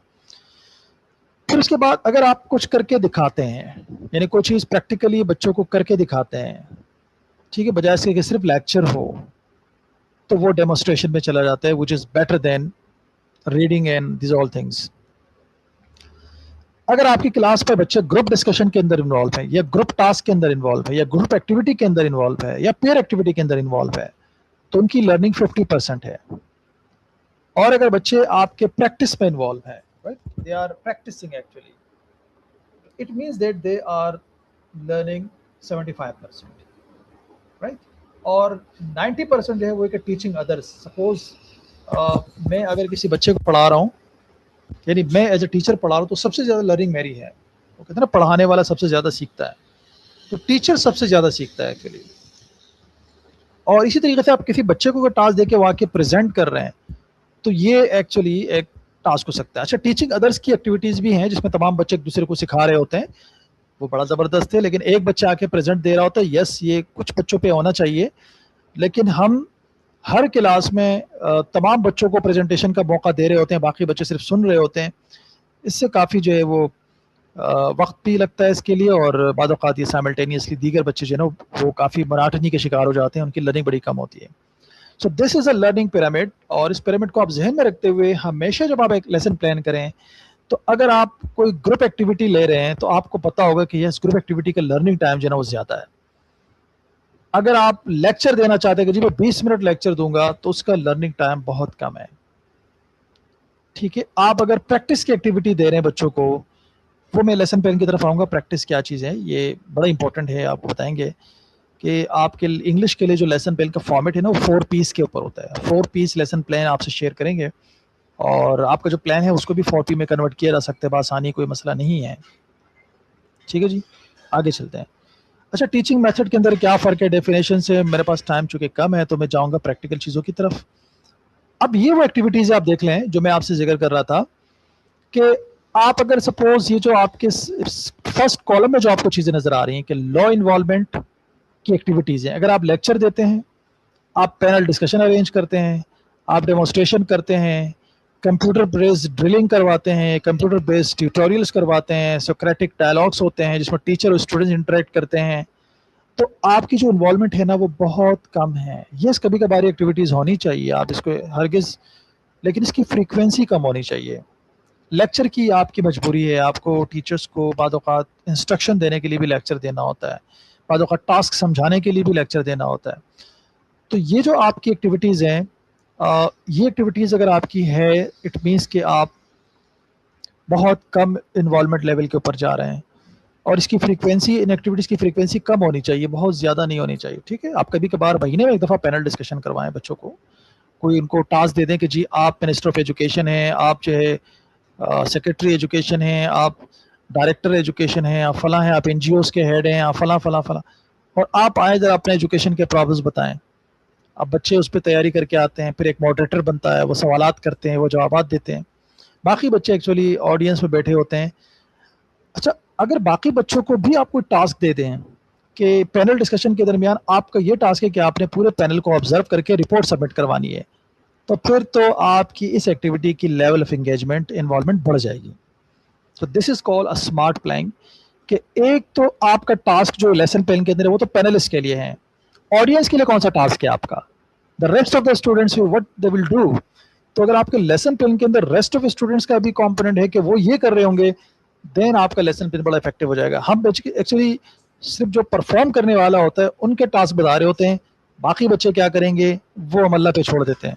जिस तरह हमने बहुत सारे काम अल्लाह पे छोड़े हुए हैं, इसीलिए बाकी बच्चों को भी हम अल्लाह पे छोड़ देते हैं। तो अल्लाह पे छोड़ना से हम सब अल्लाह की मदद की तलबगार हैं, लेकिन कम से कम प्लान करें कि उन बच्चों का क्या बनेगा और हमने उनके लिए क्या प्लान किया हुआ है। अच्छा, ये आप एक्टिविटी दे सकते हैं। जो मीडियम इन्वॉल्वमेंट की है वो आप देख सकते हैं, group discussion, behaviour modelling, observation, reflective. ठीक है, ये मजीद एक्टिविटीज़ हैं, इसको आप मजीद जानना चाहें। एसिंक्रोनस ऑनलाइन क्लासेस आजकल आती हैं, वो भी उसमें आ जाता है थोड़ा सा। अच्छा, हाई इन्वॉल्वमेंट की एक्टिविटीज़ ये हैं, आप देख सकते हैं। ठीक है, सिमुलेशन है, केस स्टडीज़, डिबेट्स, हर एक्टिविटी के बारे में आप सर्च करें, पढ़ें कि ये कैसे इम्प्लीमेंट होगी, क्योंकि मेरा जो सेशन है ये कंपोनेंट्स के ऊपर है और प्योरली टीचिंग मेथोडोलॉजी के ऊपर मैं ज़्यादा डेप्थ नहीं जा पाऊँगा, लेकिन ये एक एक्टिविटीज़ की लिस्ट मौजूद हैं, आप चाहें तो। अब जिक्सॉ की एक्टिविटी है, सेकेंडरी लेवल के ऊपर सबसे ज़्यादा हाई एंगेजिंग और कोऑपरेटिव लर्निंग की एक्टिविटी वो जिक्सॉ को समझी जाती है। अगर आप जिक्सॉ की एक्टिविटी को, नेचर को देखें, तो जो पूरा फार्मूला मैं समझाने की कोशिश कर रहा हूँ आपको समझ में आ जाएगा। If you start reading jigsaw in detail, आपको पता चल जाएगा कि एक्चुअली मैं क्या कम्युनिकेट करना चाह रहा था। तो ये जो फार्मूला ज़्यादा बेस करता है वो जिक्सॉ की टेक्निक पे भी करता है। It's quite in line with the jigsaw technique. अच्छा जी, आगे चलते हैं। ठीक है, ये आपको मैंने बताया हाई इन्वॉल्वमेंट किन एक्टिविटीज़ में ज़्यादा है, ताकि आपकी नोटिस में चीज़ रहे। अब देखिए, टीचिंग मेथड्स को अगर मैं कहूँ, मैं आप जितने लेफ्ट से राइट की तरफ जाएंगे, स्क्रीन पे अगर आपको नज़र आ रहा है, लेक्चर से लेकर आप कोऑपरेटिव लर्निंग तक जाएंगे, तो ये है वो आपके मेथड जिसमें लर्निंग ज़्यादा है। लेक्चर से देखें, टीचर सेंटर्डनेस से शुरू करें, कोऑपरेटिव लर्निंग जो कि जिक्सॉ टेक्निक है, जिसमें तमाम स्टूडेंट ग्रुप एक्टिविटीज़ के अंदर इंगेज रहते हैं, that is actually cooperative learning. और वहाँ पर आप तमाम बच्चों को इंगेज रखते हैं और उनकी हाई लेवल ऑफ इंगेजमेंट है। तो ये मैं बता दूं कि अगर आप सपोज रोल प्ले करवाना चाहते हैं तो वो कोऑपरेटिव लर्निंग से कम है। स्मॉल ग्रुप डिस्कशंस करवाना चाहते हैं तो उसकी लर्निंग जो है कोऑपरेटिव लर्निंग से कम है। प्रोजेक्ट बेस्ड लर्निंग बहुत इफेक्टिव है। लाइब्रेरी रिसर्च के ऊपर बड़ा ज़बरदस्त काम है कि बच्चों को टास्क देकर लाइब्रेरी भेज दें और फिर वो लेकर आएँ अपनी फाइंडिंग्स। ठीक है, आजकल आप उनको डिजिटल टास्क दे सकते हैं कि उनको टास्क दें और वो बच्चे जो है वो उसको एक्सप्लोर करके इंटरनेट से, ऑनलाइन रिसोर्सेज से, AI सॉफ्टवेयर के साथ सर्च करके ले आएँ। सो एंगेज देम। बच्चे ने घरों में जाके खेलने होते हैं वीडियो गेम्स, मोबाइल से, उनका एक टाइम होता है। आप वो टाइम एक्टिविटीज़ के अंदर कन्वर्ट करें, उसको डिजिटलाइज करें, उनके होमवर्क टास्क को भी डिजिटलाइज करें। तो जितना आप डिजिटलाइज करेंगे तो वो टाइम डेफिनेटली, वो जो आपका स्क्रीन टाइम है जो कि एक नशा भी बन जाता है, वो सारा बच्चे यूटिलाइज कर रहे होंगे। जो न्यू जनरेशन है, जेन अल्फा, उनके लिए ज़रूरी है कि वो उनको आप डिजिटलाइज टाइम दें, because this is their demand. ठीक है जी, ये वो एक्टिविटीज़ इसमें सबसे ज़्यादा इंटरेक्शन लेवल हो सकती है। ये वो एक्टिविटीज़ हैं जिसमें स्टूडेंट्स इंटरेक्ट करते हैं आपस में। ठीक है जी, इंटरेक्शन लेवल इसमें बहुत ज़्यादा है और इसमें स्टूडेंट टू स्टूडेंट इंटरेक्शन है, इसमें टीचर टू स्टूडेंट इंटरेक्शन नहीं है। This is all student to student या पेयर इंटरेक्शन या ग्रुप इंटरेक्शन है। तो इसमें से भी एक्टिविटीज़ आप अपने लेसन प्लान के अंदर ले सकते हैं। आगे चलूँ मैं, अगर आप लोग की इजाज़त हो। जी बिल्कुल। ओके, कहाँ तक पहुँचे मैं? ओके, अच्छा, ये मैं पॉइंट सिस्टम के ऊपर आ रहा था। ये मैंने एक सेशन में एक्चुअली रखा था, लेकिन इस वक्त मैं समझता हूँ आप लोग कोई कंफ्यूज ना हो जाए बहुत ज़्यादा। और तरीक़ेकार ये कि आपका जो लेसन प्लान होगा, उस लेसन प्लान में जो एक्टिविटीज़ हैं, उस एक्टिविटीज़ को आप पॉइंट सिस्टम की बुनियाद पर आप खुद ही पॉइंट्स देते हैं। क्या लेक्चर के 5 पॉइंट्स हैं, मैंने रीडिंग एक्टिविटी रखी तो उसके 10 पॉइंट्स हैं, इसमें मैंने ग्रुप एक्टिविटी रखी तो उसके 50 पॉइंट्स हैं। तो ये सारे पॉइंट्स आप कैलकुलेट करके अपने लेसन प्लान की इफेक्टिवनेस का अंदाज़ा लगा सकते हैं कि मेरा लेसन प्लान में लर्निंग टाइम कितना है। तो वो आप पॉइंट्स बना के आप उसको कैलकुलेट कर सकते हैं। ठीक है, तो ये बड़ा ज़रूरी है इसको जानना। मतलब लेक्चर के लिए 5 मिनट अगर आप देते हैं तो 5 पॉइंट्स हैं। तो अगर लेक्चर को 10 मिनट्स देते तो वो एक्चुअली 10 मिनट्स हो जाएंगे। तो इस तरीके से ये पूरा एक फार्मूला है। और आप अगर अपनी लर्निंग टाइम को निकालना चाहते हैं कि मेरे लेसन प्लान एवरेज कितना लर्निंग टाइम बनता है, तो आप कॉम्पीट कर सकते हैं। एक्चुअली मैं एक सवाल देखिए, बड़ा इंपॉर्टेंट एक क्वेश्चन है कि जापानीज़ जो पूरी दुनिया में इस वक्त अगर आप उनको पीसा रैंकिंग में देखेंगे तो वो मैथमेटिक्स के अंदर 2nd या 3rd नंबर पे आते हैं। जापानीज़ का जो मैथमेटिकल टाइम है, जितना टाइम वो मैथ को वहाँ देते हैं, हमारे पाकिस्तान वाले ऑलमोस्ट उतना करीब में देते हैं, शायद पाकिस्तानियों का ज़्यादा है। लेकिन उनके बच्चे इंटरनेशनल रैंकिंग के टॉप पे चले जाते हैं, हमारे बच्चे नहीं जा पाते हैं। उसकी वजह क्या है? The change is only because there learning time is greater than Pakistani learning time. हमारा आमतौर से एकेडमिक टाइम भी ज़्यादा हो सकता है, लेकिन लर्निंग टाइम कितना है? आज तक मुझे बताओ कौन से स्कूल ने ये जानने की कोशिश की है कि मेरे स्कूल का लर्निंग टाइम क्या है, मेरे स्कूल्स के अंदर जो पेडागोजिकल अप्रोचेस इस्तेमाल हो रहे हैं उससे कितना लर्निंग टाइम निकाला जा सकता है? कौन सी एक्टिविटीज़ ऐसी हैं जो लर्निंग ओरिएंटेड नहीं है लेकिन क्लासरूम के अंदर हो रही हैं? मैं अपने सिस्टम को अगर दूसरे सिस्टम से बेहतर बनाना चाहूँ, उसके लिए बेहतरीन बहुत सारे फैक्टर्स हो सकते हैं, no problem.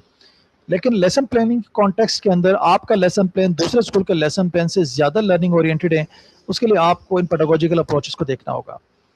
You have to change your approach, you have to change the distribution of activities in your lesson plan. जो रेसिपी आपने बनाई है, जो इंग्रेडिएंट्स हैं, वो आपने चेंज करने होंगे अपने उस रेसिपी के अंदर। आपकी रेसिपी कितनी ज़बरदस्त है वो आपके इंग्रेडिएंट्स के ऊपर डिपेंड करता है। आपके पास वही टाइम है, 45 मिनट्स, वही 45 मिनट्स, वही सिलेबस हैं, लेकिन आप रेसिपी कौन सा लेकर आ रही है, आपने इसमें नमक कितना डालना है, दीगर मसाले आपने कितने डालने हैं। ठीक है, ये सारे आप लोग बेहतर जानते हैं, मेजॉरिटी फीमेल टीचर्स हैं, कि एक अच्छी रेसिपी के जो इंग्रेडिएंट्स हैं उसका कितना बड़ा इन्हिसार होता है, रोल होता है, और वो सारा उस वेटेज के ऊपर ही होता है। कहीं पे इंग्रेडिएंट्स बढ़ा रहे हैं तो कहीं पे कम कर रहे हैं, कोई एडिशनल इंग्रेडिएंट्स लेकर आ रहे हैं। So your lesson plan is like a recipe, और उस रेसिपी को आप कितना इफेक्टिव बना सकते हैं ये आपके इंग्रेडिएंट्स के ऊपर डिपेंड करता है। फिर उस इंग्रेडिएंट्स को पकाने के लिए जो टीचर्स की अपनी क्लासरूम मैनेजमेंट की स्ट्रेटजीज़ हैं कि आप कितना टाइम पकाएंगे, कैसे करेंगे उसको हैंडलिंग, वो उस पकाने वाले के टेक्निक्स के ऊपर है। तो आपकी क्लासरूम मैनेजमेंट की जो टेक्निक्स हैं वो वहाँ पे एक्चुअली मैटर करेंगे। ठीक है जी। आप लोग निकालेंगे अपने लर्निंग टाइम, प्लीज़ निकाल के मुझसे ग्रुप में ज़रूर शेयर कीजिएगा। और मैं चाहूँगा कि आप सब अपना लर्निंग टाइम हमसे शेयर करें। आप अपना लेसन प्लान बनाएं, इम्प्लीमेंट करें और 1 हफ्ते तक मुसलसल अपना लर्निंग टाइम बताएं कि आपके लर्निंग टाइम में इजाफा हो रहा है या नहीं हो रहा है, आपके बच्चों के लेवल ऑफ इंगेजमेंट और इन्वॉल्वमेंट में इजाफा हो रहा है या नहीं हो रहा है। प्लीज़ डू मेंशन कि आपका लर्निंग टाइम इतना है और बताइएगा कि उसमें इंटरेक्शन टाइम कितना है, एंगेजमेंट टाइम कितना है, इन्वॉल्वमेंट टाइम कितना है और डिस्ट्रैक्शन आपने कितना आपके क्लास आपके लेसन प्लान में था। तो please do write this all to us so that we can share the comparison. आपने इस सेशन के बाद मतलब डिस्कनेक्ट नहीं हो जाना, आप उसी ग्रुप के अंदर आप ये शेयर कर सकते हैं अपनी लेसन प्लान की जो है वो सक्सेस स्टोरीज कि ये वाला लेसन प्लान मेरा बड़ा सक्सेसफुल गया और उसकी वजह हुई थी कि इसकी में लर्निंग टाइम जो है वो 25 मिनट्स थी या 30 मिनट्स थी। ये लेसन पे मेरा बड़ा इनफेक्टिव गया कि उसमें लर्निंग टाइम मेरा रिड्यूस होकर 12 तक आ गया और उसकी वजह ये थी, ये फैक्टर था जिसको हैंडल करना है। So you should share your experiences, not only success stories but your failure stories. Please do share your failure so that all can give you some remedies और maybe the other can learn from your failure. ठीक है जी।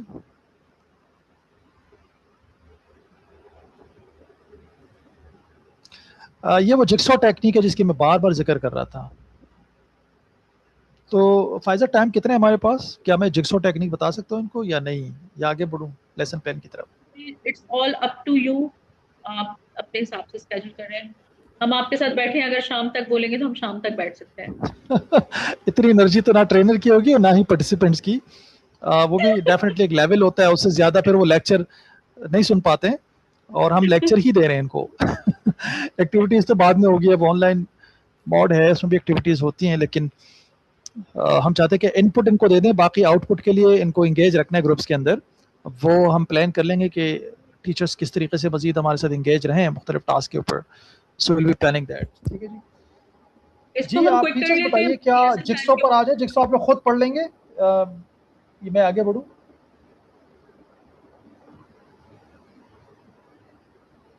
ये एक ही methodology, I think इसको skip करना चाहिए क्योंकि मैंने बाकी मेथोडोलॉजीज पे जब ज़्यादा वो नहीं किया, तो इसको भी आप खुद ही देख लीजिएगा क्योंकि ये टेक्निक है, इसका बड़ा एक साइंटिफिक और रिसर्च बेस्ड एक मॉडल है, आप इसको देख लीजिएगा।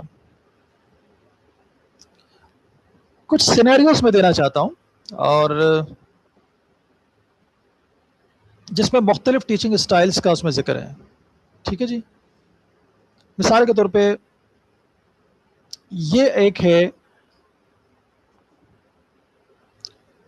Different teaching scenarios. ठीक है, अब सबसे पहले मुझे ये बताइए, जो पहला सिनेरियो है, इस सिनेरियो को जरा आप पढ़ के मुझे बताइए कि इसमें कौन सा मेथड वो इम्प्लीमेंट कर रहे हैं और आपके ख्याल में ये कितना इफेक्टिव है और इसका लर्निंग टाइम कितना होगा।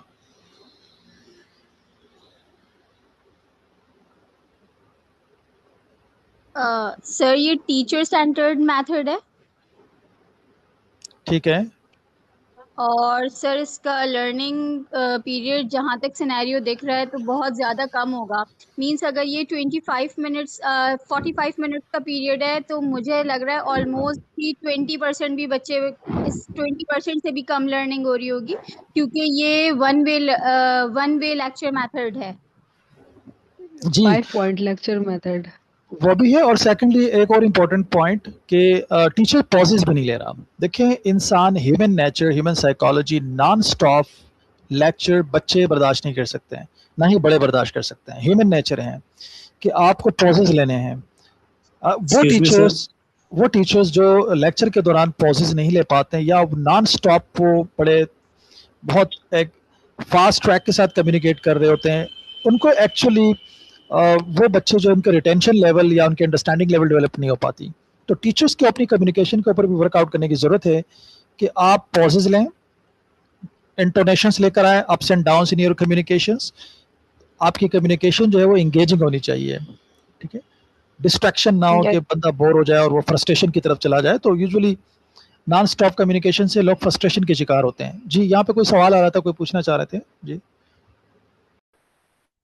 सर आपने जो है वो अभी खुद ही जो है इसकी एग्जांपल भी दी मैडम को कि जैसे उन्होंने कहा कि हम शाम तक आपके साथ रह सकते हैं, तो आपने कहा इतना स्टेमिना तो ना ट्रेनर का होगा ना पार्टिसिपेंट का होगा। तो ये बात यहाँ भी फिट होती है कि एक लॉन्ग पीरियड हो तो वो भी एक जो ना एग्जॉस्टिंग हो जाता है लर्नर्स के लिए। और जो मटेरियल है उसको डेफिनेटली पॉजेस के अंदर देना चाहिए विद स्टूडेंट इंगेजमेंट, ताकि वो जो है वो बोर ना हो और इंगेज रहें। थैंक यू वेरी मच फरमान साहब। लेस इज मोर, शुरू में पहला जुमला था मेरे सेशन का कि लेस इज मोर। ठीक है जी, तो यस, बिल्कुल मूविंग सर, नाउ। बिल्कुल। अब सिनेरियोज बता रहे हैं, ये सिनेरियोज एक्चुअली थोड़ा सा प्रैक्टिकल है और इसमें आपने मेरे साथ डिबेट से एंगेज होना है, डिस्कशंस करनी है। ठीक है जी। नेक्स्ट सिनेरियो, क्योंकि मेरे ज़्यादा बोलने से उतना फ़ायदा नहीं होगा जितना आप लोग अभी समझकर शेयर करेंगे तो उससे फ़ायदा होगा जी। इस सिनेरियो के बारे में बताइए, ये बेहतर है पिछले वाले से या आपके ख्याल में ये भी गया गुजरा है?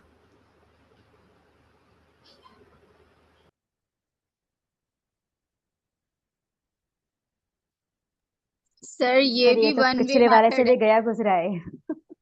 नहीं, पिछले वाले से बेहतर है क्योंकि ये शिफ्ट नहीं कर रहा, टॉपिक टू टॉपिक है ना, क्विक शिफ्ट नहीं हो रहा, तो पिछले से देखिए बेहतर है, लेकिन है लेक्चर इस, मेथड। इस, इसमें टीचर जो है ना रीडिंग कर रही हैं टेक्स्ट बुक से, 5% नोट से स्टूडेंट है रीडिंग वो कर रही सीखेंगे हैं, मतलब बच्चे। उनकी तवज्जो स्टूडेंट की तरफ है ही नहीं, वो सिर्फ देख रही हैं बुक और वहां से पढ़े जा रही हैं, पढ़े जा रही हैं, पढ़े जा रही हैं। तो आपके ख्याल में सर अगर इसको हम बेहतर बनाना चाहें तो कैसे बेहतर बना सकते हैं? मतलब इस सर लेक्चर में इस मेथड को कैसे बेहतर बना सकते हैं? रीडिंग की एक्टिविटी है, बताइए जरा आप लोग में से।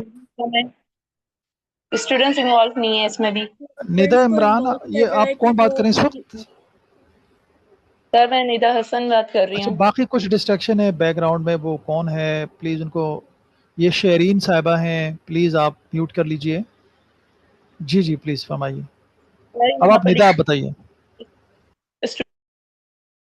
मतलब इनकी इंगेजमेंट कम है, यानी कि इसमें टोटल जो है वो बुक से रीड कर रही हैं टीचर्स, नोटबुक निदा ये टेक्स्ट बताइए, इसको बेहतर कैसे बनाया जा सकता है? इस टीचर को अगर इसी एक्टिविटी को बेहतर बनाना हो, कैसे बनाया जा सकता है? जी महरीन, आप बताइए। सर मैं कुछ ऐड कर दूं? सर मैंने अपनी क्लास में प्रैक्टिस की थी कि जब मैं रीडिंग के लिए बच्चों को महरीन इन्वॉल्व के कर बाद, रही थी। फरमान साहब महरीन के बाद कर लीजिए। सर मैं स्टार्ट करूँ? हेलो जी जी महरीन बताइए। जी सर, मैंने ये प्रैक्टिस अपनी क्लास में इस तरह से की थी कि मैंने बच्चों को रीडिंग के टाइम 5-5 मार्क्स जो थे वो अलॉट कर दिए थे। मैंने कहा था कि जो बेहतरीन रीडिंग करेगा मैं उसे फुल मार्क्स दूंगी और एक स्टार दूंगी उनकी कॉपी पे, और पेरेंट्स से सिग्नेचर करवा के वो लेकर आएंगे। तो मुझे इसका फीडबैक बहुत अच्छा मिला था और मेरी एचएम के पास पेरेंट्स की तरफ से भी बहुत अच्छा फीडबैक आया था कि बच्चे जो है स्केयर्ड है कि हमारी रीडिंग का सेशन होता है, उसका टेस्ट होता है और टीचर उसमें मार्क्स देती है और वो कॉपी पे लिख के देती है। तो इस तरह से बच्चों की इन्वॉल्वमेंट जो थी वो रीडिंग में बहुत अच्छी हो गई थी, और रीडिंग का जो ठीक है, उनका टाइम यानी टेबल आपने था। बच्चों को टास्क असाइन कर दिया कि वो रीड करें और इन क्वेश्चंस के आंसर्स तलाश करें या स्कैनिंग करें, इस तरीके से आपने कोई टास्क दिया था बच्चों को, राइट? और वो सारे एंगेज हो गए थे। सर मैं कुछ कहना चाहूंगी। जी ठीक है मेरीन, थैंक यू। जी फरमान साहब, फिर अल्बास साहब भी बताइए। जी यहाँ पे सर पैसिव लर्नर्स की बात हो रही है कि उनको कैसे जो है वो इंगेज किया जाए। टीचर जो है वो सिर्फ टेक्स्ट को या बुक को जो है वो रीड ना करे, बल्कि उसकी मतलब उसको कैसे इफेक्टिव बनाया जा सकता है। तो सर इन पास्ट ये मेरा एक्सपीरियंस रहा है कि जब मैं कोई टेक्स्ट रीड आउट कर रहा होता था तो उससे रिलेवेंट कोई वीडियोज में जो है वो सर्च आउट करके पहले उसको चेक करके उसके बाद बच्चों को उस रीडिंग के बाद हमारे पास एक फैसिलिटी थी स्मार्ट स्क्रीन की एवी रूम के अंदर, तो मैं उनको ले जाकर वहाँ वो जगह या वो चीज़ें दिखा देता था जो कि जनरली एक बुक के अंदर अवेलेबल होती थी। तो उससे बच्चे जो है वो एक उनको फन भी मिलता था और साथ में जो है वो मजीद इंगेज हो जाते थे, और ये ज़्यादा जो है वो उनके माइंड में पोजीशन करने के लिए मुझे ज़्यादा हेल्पफुल करता था। जी आप भी बताइए अल्बास, फिर हम आगे बढ़ते हैं। सर मैं ये कहना चाहूंगी कि मैं अपनी क्लास में जो पढ़ा रही थी इंग्लिश के चैप्टर, तो उस वक्त मैंने ये किया था कि उन्हें साथ साथ में उससे कनेक्टेड वीडियोस दिखा रही थी कि उन्हें पता चलता है कि ये गेम कौन सा है, यानी गेम से कनेक्टेड था वो चैप्टर। तो बच्चे उसको बड़ा एंजॉय कर रहे थे, और फिर वही चीज क्योंकि वो डायलॉग के फॉर्म में थी, तो फिर मैंने जब पैराग्राफ पढ़ा लिया उसके बाद मैंने कहा कि अब 2 बच्चे खड़े हो जाएं और इसे डायलॉग के फॉर्म में एक दूसरे से डिस्कस करें। तो उससे ज्यादा मुझे लगा कि ये इफेक्टिव हो गई मुझे। Excellent, very good. और इसमें मैं बहुत सारे टेक्निक्स हो सकते हैं। एक एक एक एक्टिविटी है श्रिंकिंग पैराग्राफ। श्रिंकिंग पैराग्राफ की एक एक्टिविटी है। रीडिंग के ऊपर मैंने एक सेशन था और मेरे तकरीबन उसमें कोई 35 टेक्निक्स मैंने उसमें सजेस्ट किए हैं पब्लिक स्कूल के और प्राइवेट स्कूल टीचर्स के लिए भी कलेक्टिवली। वो टेक्निक्स आप इस्तेमाल करें। हमारे यहाँ एक वन एक्टिविटी टेक्निक से कि सपोज आप आके रीडिंग करते हैं, फिर ट्रांसलेट करते हैं, बच्चों को समझाते हैं और उसके बाद फिर एक्टिविटीज़ करना शुरू कर देते हैं। ये बिल्कुल इनफेक्टिव तरीका है, बड़ी ट्रेडिशनल मेथड है। आप एक दफ़ा मॉडल रीडिंग ज़रूर करें, लेकिन उसके बाद बच्चों को असाइन करें, वो रीड करें। और उनकी रीडिंग अलाउड और रीडिंग कॉम्प्रिहेंशन में बड़ा फ़र्क है। रीडिंग अलाउड प्रोनाउंसिएशन को ठीक करने के लिए होता है, फ्लुएंसी के लिए, और रीडिंग कॉम्प्रिहेंशन जो है वो टेक्स्ट को समझने के लिए, अंडरस्टैंड करने के लिए होता है। बहरहाल वो सेशन कभी मौका मिलेगा तो मैं वो 35 टेक्निक्स रीडिंग के आप लोगों से शेयर करूंगा। उसमें से एक टेक्निक था श्रिंकिंग पैराग्राफ, यानी हर पैराग्राफ के बाद आप रुकें, बच्चों से कि आप इस पैराग्राफ को वन लाइनर सेंटेंस के अंदर समराइज करके लिखें। दूसरा है रीडिंग कम डिस्कशन। एक थोड़ा सा पढ़ा आपने, फिर रुक गए, फिर बच्चों से क्वेश्चन शुरू कर दिए, हाँ आप बताएं अब आगे क्या होगा, नेक्स्ट क्या होगा, प्रेडिक्शन, क्रिटिकल क्वेश्चन उसके ऊपर बच्चों से करते हैं, फिर आगे बढ़े, फिर आपने शुरू किया, किसी एक टर्म को ले लिया आपने कि इसका क्या मतलब है, डिस्कशन शुरू कर दी बच्चों के साथ। तो वन वे रीडिंग के बजाय जब आप बच्चों को डिस्कशंस में इन्वॉल्व करेंगे, उनसे पेयर में डिस्कस करें, उनसे बताएं, पेयर में डिस्कस करके बताएं, फिर फौरन आपने कहा कि सेकंड पैराग्राफ आप लोग पढ़ें, आप थर्ड पैराग्राफ सेकंड पढ़ें, आप फोर्थ पढ़ें और मुझे इसकी समरी बताएं। फौरन बच्चों ने ग्रुप में बैठकर उसको रीडिंग शुरू करी। तो you can maximise learning outcome like this. आगे चलते हैं, बहुत सारे टेक्निक्स हो सकते हैं इसको बेहतर बनाने के लिए, लेकिन हमारे पास सिनेरियोज बहुत हैं। अच्छा जी, ये बताएं इसके बारे में क्या है, आपके ख्याल में ठीक है ये वाला, बेहतर है बाकियों से, और इसमें क्या बेहतर किया जा सकता है इसको?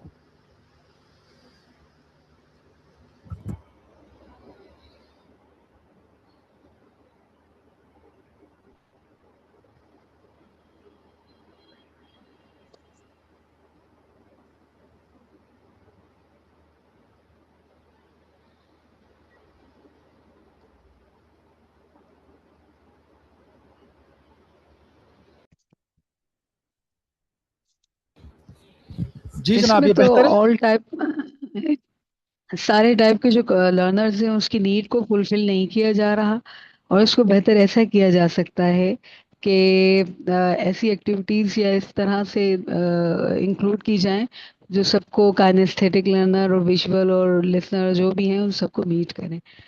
ये तो इसके लिए क्या मतलब करना चाहिए? सपोज हमारे इंक्लूसिव नहीं ट्रेडिशनल है ये। क्लासेस के अंदर इंक्लूसिव नहीं है, लेकिन इसको बेहतर कैसे बनाया जा सकता है, मुझे बताएं ना। क्लासरूम के अंदर आप टीचर हैं और आप इसको इंक्लूसिव बनाना चाहते हैं, या आप समझते हैं कि जो कमज़ोर बच्चे हैं उनको भी सपोर्ट मिले, तो इसके लिए क्या करना होगा? अच्छा, जैसे कोई रेमेडी जिनको बताएं, नजर कम आता है तो उनके लिए कलरफुल और बड़े बड़े फॉन्ट का मटेरियल जो चौक या बोर्ड पे लिखा जाए, वो एक और अलग जो चीज़ है। वो आप हाँ उस तरफ जी जा रही हैं, जो स्पेशल कैफे में भी होता है, इंक्लूसिव भी है, लेकिन जी जी लर्निंग डिफिकल्टीज भी तो बहुत सारे बच्चों की है ना। एक बच्चे का बैकग्राउंड ही वीक था, उनको फनीम्स ही बहुत सारे कमज़ोर हैं, वो बेचारा, या उनकी रिटेंशन लेवल कम है, अटेंशन डेफिसिट कम है, तो वो बहुत ही फिर ज़्यादा हाइपर एक्टिव है। ये वो कैफे है जो इंक्लूसिविटी के इस अंदर आती हैं। हम्म तो मतलब इसमें तो आपने वो लिखा हुआ नहीं है कि है क्या चीज, क्योंकि इसमें सिर्फ लिखा है वन साइज फिट्स ऑल। इसमें वो मतलब वो एक लेसन पे लेकर आते सब हैं और सभी को इम्प्लीमेंट करते हैं। अच्छा ठीक है, ये वाली जो एक्टिविटी है वो आपकी क्लासरूम मैनेजमेंट की जो प्लानिंग है ना, कि कौन किसके साथ बैठेगा ग्रुप में, उसके पीछे जो यस सर, साइकोलॉजी होती है बहुत पेयर मैटर करती है। लर्निंग की बात हो रही है। पेयर लर्निंग ग्रुप भी आपके बने होते हैं कि कौन सा बच्चा किसके साथ बैठ सकता है, इसकी पूरी एक साइकोलॉजी है। यस सर, अगर वो बिल्कुल। टीचर ने वो जी जी पेपर के ऊपर वो सारी मैपिंग करके वो प्लानिंग की हुई है, तो फिर वो कौन सा बच्चा किसके साथ बैठेगा, किनसे इनको सपोर्ट मिल सकता है, वो सारी प्लानिंग वो जी जी एक जी ठीक है ठीक है। ऐसे इंक्लूसिव ग्रुप्स बना सकते हैं जिसकी मदद से आप इसको कम से कम ओवर कर सकते हैं। हमारे जो बजट है उसके अंदर ओके, बात कर रहा हूँ, is based on the thank you budget that we have. ठीक है, आप जो चीजें बता रही हैं वो बजट से आउट की चीजें, so we need to keep the budget as well. ठीक है, थैंक यू अच्छा, थैंक यू बहुत सारे थैंक यू। सिनेरियोज हैं और डेफिनेटली ये सारे सिनेरियोज आप लोग पढ़ सकते हैं। मैंने तो, मुझे टाइम चुके एडिशनल 1 घंटा मिल रहा था, मुझे बताया था कि 11 बजे से मुझे सेशन लेना है, सो अनएक्सपेक्टेडली वो थोड़ा सा रिड्यूस हो गया। अच्छा, ये कुछ सिनेरियोज हैं। सपोज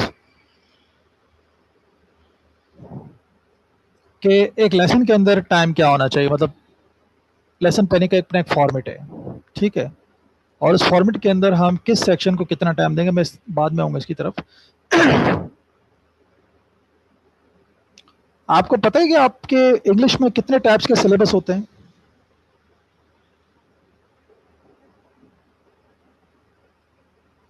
इंग्लिश के यूनिट में कितने टाइप्स के सिलेबस हैं? रीडिंग का अपना एक टेक्स्ट है, ग्रामर का सिलेबस है, राइट,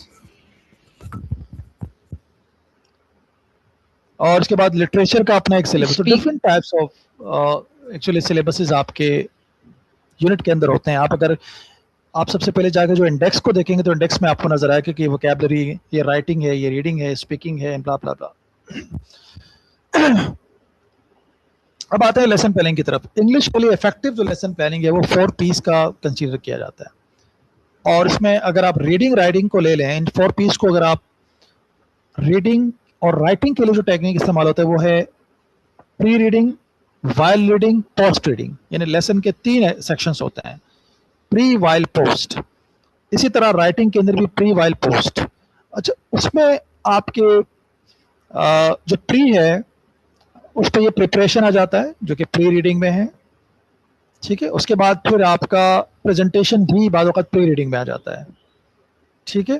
प्रैक्टिस जो है वो आपका वाइल रीडिंग है, यानी जब आप रीडिंग कर रहे हैं उस दरमियान जो आप एक्टिविटीज़ देते हैं वो प्रैक्टिस है। और प्रैक्टिस के बाद जब आप उससे कोई नई चीज़ लिखवाना चाहते हैं, प्रोड्यूस करवाना चाहते हैं, that is basically called productions.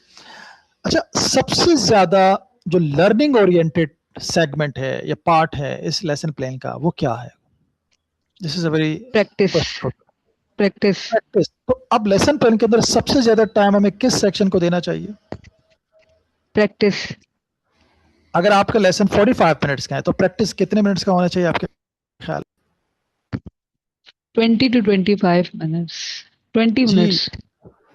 20 minutes. बाकी बताइए जी। फिर इसके बाद चूंकि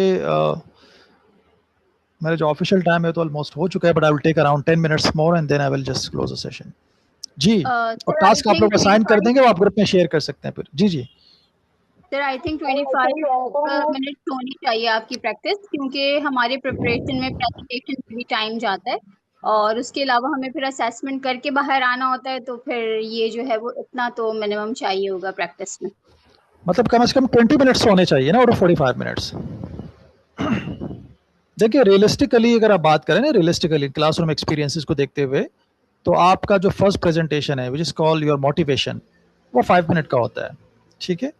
देन आपकी प्रेजेंटेशन, इस पर आप नया कंटेंट पढ़ाते हैं, यूजुअली वो 5 to 10 मिनट्स का टीचर्स का होना चाहिए, ठीक है। पूरी यूनिट नहीं पढ़ानी चाहिए आपको।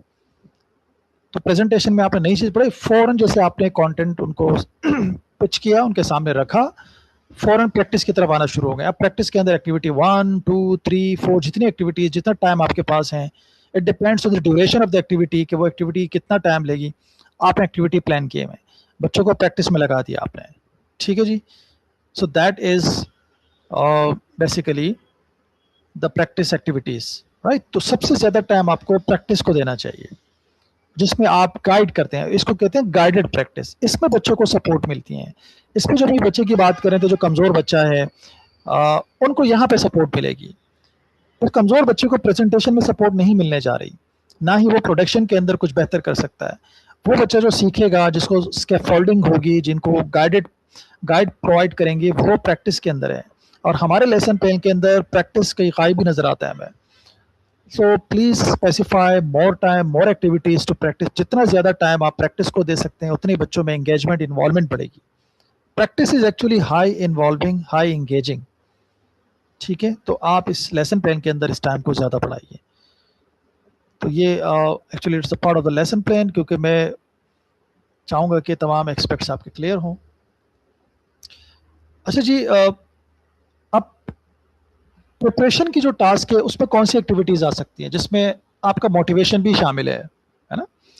तो उसमें कौन सी एक्टिविटीज़ आ सकती हैं, यानी आप लेसन प्लान के उस पार्ट में कौन कौन सी एक्टिविटी कर सकते हैं? आप ब्रेनस्टॉर्मिंग कर सकते हैं, आप वार्म अप क्वेश्चन कर सकते हैं, मोटिवेशन एक्टिविटी करवा सकते हैं, ऑब्जर्वेशन एक्टिविटी करवा सकते हैं, कोई पिक्चर पे आपने सवालात पूछ लिए हैं, कोई वीडियो लाकर आपने चला दी और उसके मतलब सवालात पूछ लिए हैं, ठीक है। माइंड मैपिंग, प्रॉब्लम सिनेरियो, पोल सर्वे करवा लो बच्चों से, एनर्जाइजर करवा लो। तो ये सारी चीज़ें आप P1 जो 4 P's के फर्स्ट P में आप रख सकते हैं, ठीक है जी। The next is presentation stage में। प्रेजेंटेशन स्टेज में आप क्या कर सकते हैं, आप सिर्फ लेक्चर, जरूरी नहीं कि आप लेक्चर ही दें, आप कुछ चीज़ डेमोस्ट्रेट करें, स्टोरी की तरफ लेके जाएं, पिक्चर पे डिस्कशन करवाएं, वीडियो, ये नया कंटेंट। एक्चुअली प्रेजेंटेशन में आप एक्चुअली नया कंटेंट लेकर आते हैं, और फर्स्ट पी के अंदर आप जो भी प्लान करते हैं वो प्रीवियस नॉलेज के ऊपर प्लान करते हैं। और प्रेजेंटेशन के अंदर you are just going to introduce new content, new topic, new input to the students. अब वो किस तरीके से लेकर आ सकते हैं, डेफिनेटली आप जो माइंड मैपिंग, जो ब्रेनस्टॉर्मिंग हमने की है वहां पे, वो प्रीवियस नॉलेज के पे थी। और फिर आप जैसे ही कनेक्ट करते हैं, आप इसमें से कोई एक्टिविटी लेकर बच्चों को करवा सकते हैं। फिर प्रैक्टिस स्टेज में, प्रैक्टिस स्टेज के अंदर देखिए वर्कशीट चल सकती हैं, आपका पेयर वर्क होगा, group activities, matching exercises, role plays, drilling, guided.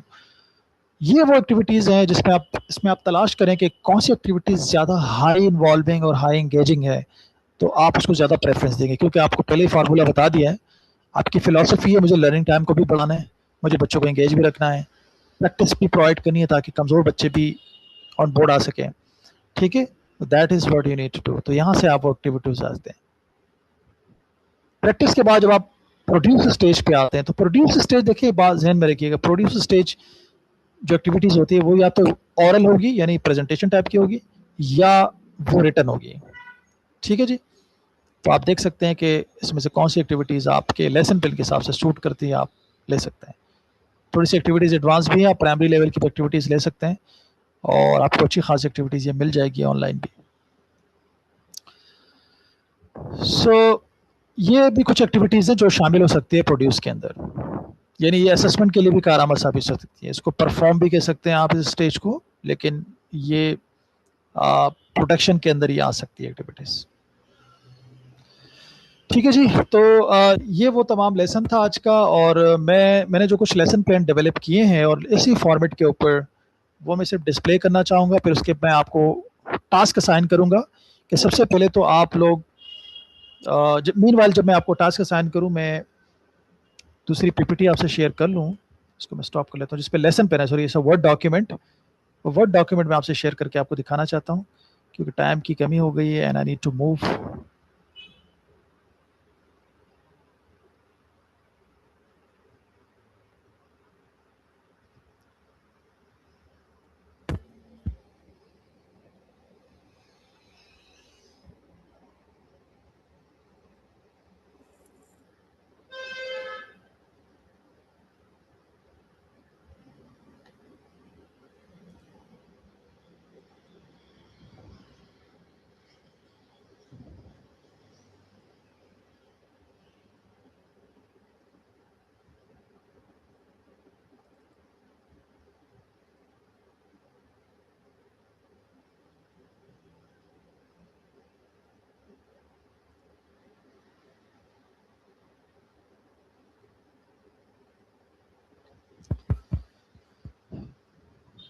Yes, the screen is visible to all.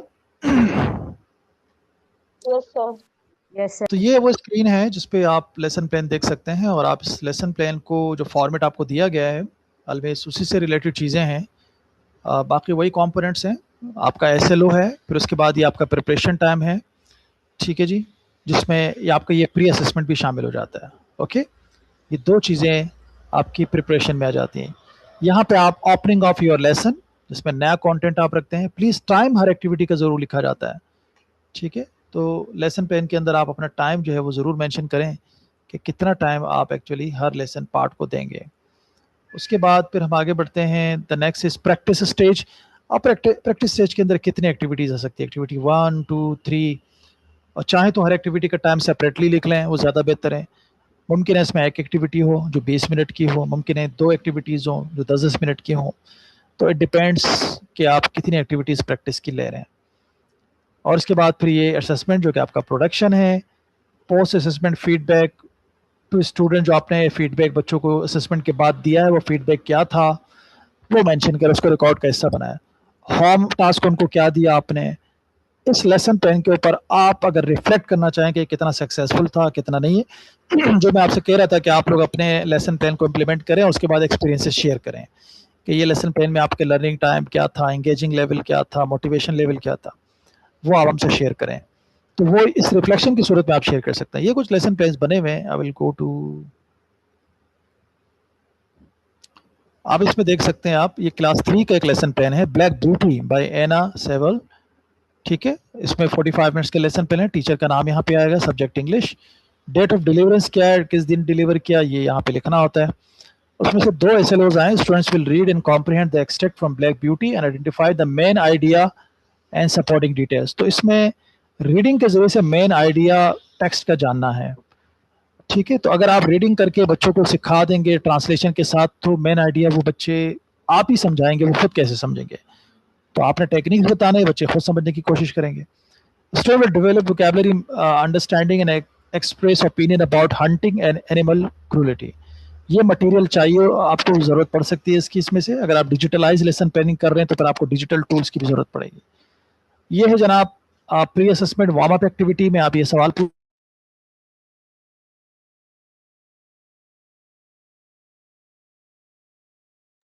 Alamgir, आपकी आवाज नहीं आ रही है।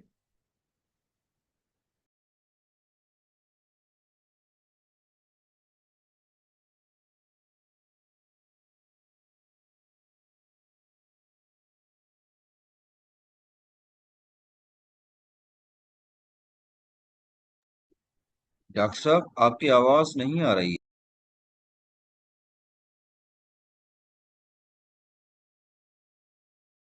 एक्टिविटी 1 है प्रैक्टिस के अंदर, ये एक्टिविटी 2 है प्रैक्टिस के अंदर, ये एक्टिविटी 3 है सॉरी प्रैक्टिस के अंदर, दिस इज फाइनली प्रोडक्शन, ठीक है जी। और then finally you have the homework and reflection and everything. तो ये आपके ये लेसन प्लान है, ये मैं आपसे ग्रुप में शेयर भी कर लेता हूँ, ये तीनों प्लीज आप पढ़ लीजिएगा और अपना यूनिट प्लान करके हर यूनिट प्लानिंग के साथ उसके लेसन प्लान आप हमसे शेयर करेंगे। यानी आप उस बुक के अंदर कोई एक लेसन प्लान शेयर करें इंग्लिश का, और उस यूनिट की बुनियाद पर आप सबसे पहले तो यूनिट प्लानिंग करेंगे जो मैंने आपको बताया, और फिर यूनिट प्लानिंग के बाद अगर आपके उस यूनिट प्लानिंग के अंदर 5 SLOs हैं या 5 लेसन प्लान्स हैं, तो फिर आप 5 लेसन प्लान इस तरीके से 4 पीस की बुनियाद पर बना के हमसे शेयर करेंगे, ठीक है। This is your task and I hope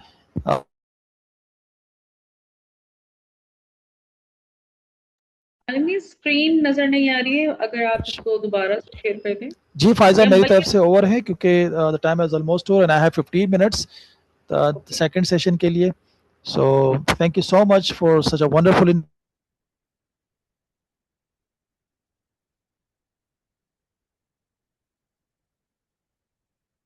आपकी आवाज नहीं आ रही आलमगीर।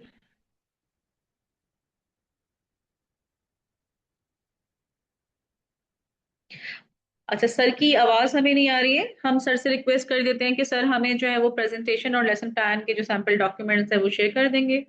फिर जो टास्क होगा वो मैं टाइम बाय टाइम आपको बता भी दूंगी। और बाकी आप सबका बहुत शुक्रिया, आपने बहुत पेशेंस के साथ इस सेशन को अटेंड किया। थोड़ा सा मैं आपको बताती चलूँ, आप लोग सबकी डिजिटल अटेंडेंस मार्क होती है और इसमें रिकॉर्डिंग लाइव भी होती है, और जो जिस टाइम पे छोड़ के जाता है और दोबारा ज्वाइन करता है वो सारे लोगारिथम उसके अंदर आते हैं। मैं शेयर कर दूंगी जो हमारे कंसर्न ऑफिसर्स हैं उनके साथ आपकी डे वाइज अटेंडेंस। और सर्टिफिकेट के लिए मैं ये चाहूंगी कि आप लोग अपने नाम जो है ना, जो एक्चुअल आपके नाम हो, उसमें कोई आपके जो ग्रुप लीडर्स हैं आप उनको एक लिस्ट बना के दें जिसमें बिल्कुल ठीक आपकी स्पेलिंग लिखी हो, जो जो चाहते हैं आप कि आपका सर्टिफिकेट इस नाम से प्रिंट हो। तो वो आप प्लीज हमें करके भिजवा दीजिएगा। ग्रुप लीडर से आप राब्ता कर लें जिस जिस ग्रुप में आप लोग हैं, और जो लोग नहीं हैं वो सिर्फ वहाँ ग्रुप मेन ग्रुप है जो ट्रेनिंग का, उसमें एक मैसेज कर दें तो कोई ना कोई हम उन्हें असाइन कर देंगे ग्रुप। उसके बाद आप लोग का कल जो सेशन है वो मॉर्निंग में MPA है और एजुकेशनिस्ट है मैडम फरा सुहेल। वो उर्दू की दरसी किताब आप लोगों की सिंध टेक्स्ट बुक बोर्ड की ही होगी, 4th और ग्रेड 5 की, उसका सेशन लेंगी। और उसके बाद शिफा तामीर मिल्लत यूनिवर्सिटी से मैडम शुमाइला है, वो वर्ल्ड अराउंड अस के ऊपर जो है वो सेशन लेंगी। तो मैं उम्मीद करती हूँ आप लोग जो है कल का सेशन भी फुल अटेंडेंस के साथ जो है वो अटेंड करेंगे। बाकी एक एडवाइस है, जब भी आप कोई चीज लर्न करने बैठते हैं ना, तो अगर आप घड़ी देख के बैठेंगे ना तो आप कभी भी कुछ लर्न नहीं कर सकेंगे। तो थर्स्ट ऑफ नॉलेज जो है ना वो बहुत ज्यादा जरूरी होनी चाहिए। इसके बगैर कोई भी चीज जो है ना करामत नहीं होती, चाहे आप पूरा दिन स्क्रीन के आगे बैठे या टाइम बाउंड होके बैठे, अगर आप उसमें कंट्रीब्यूट नहीं कर सकते तो वो यूजलेस है। Thank you so much from our side. इंशाल्लाह कल आपके साथ सुबह 9:30 तक हम मिलते हैं। Thank you. Thank you so much.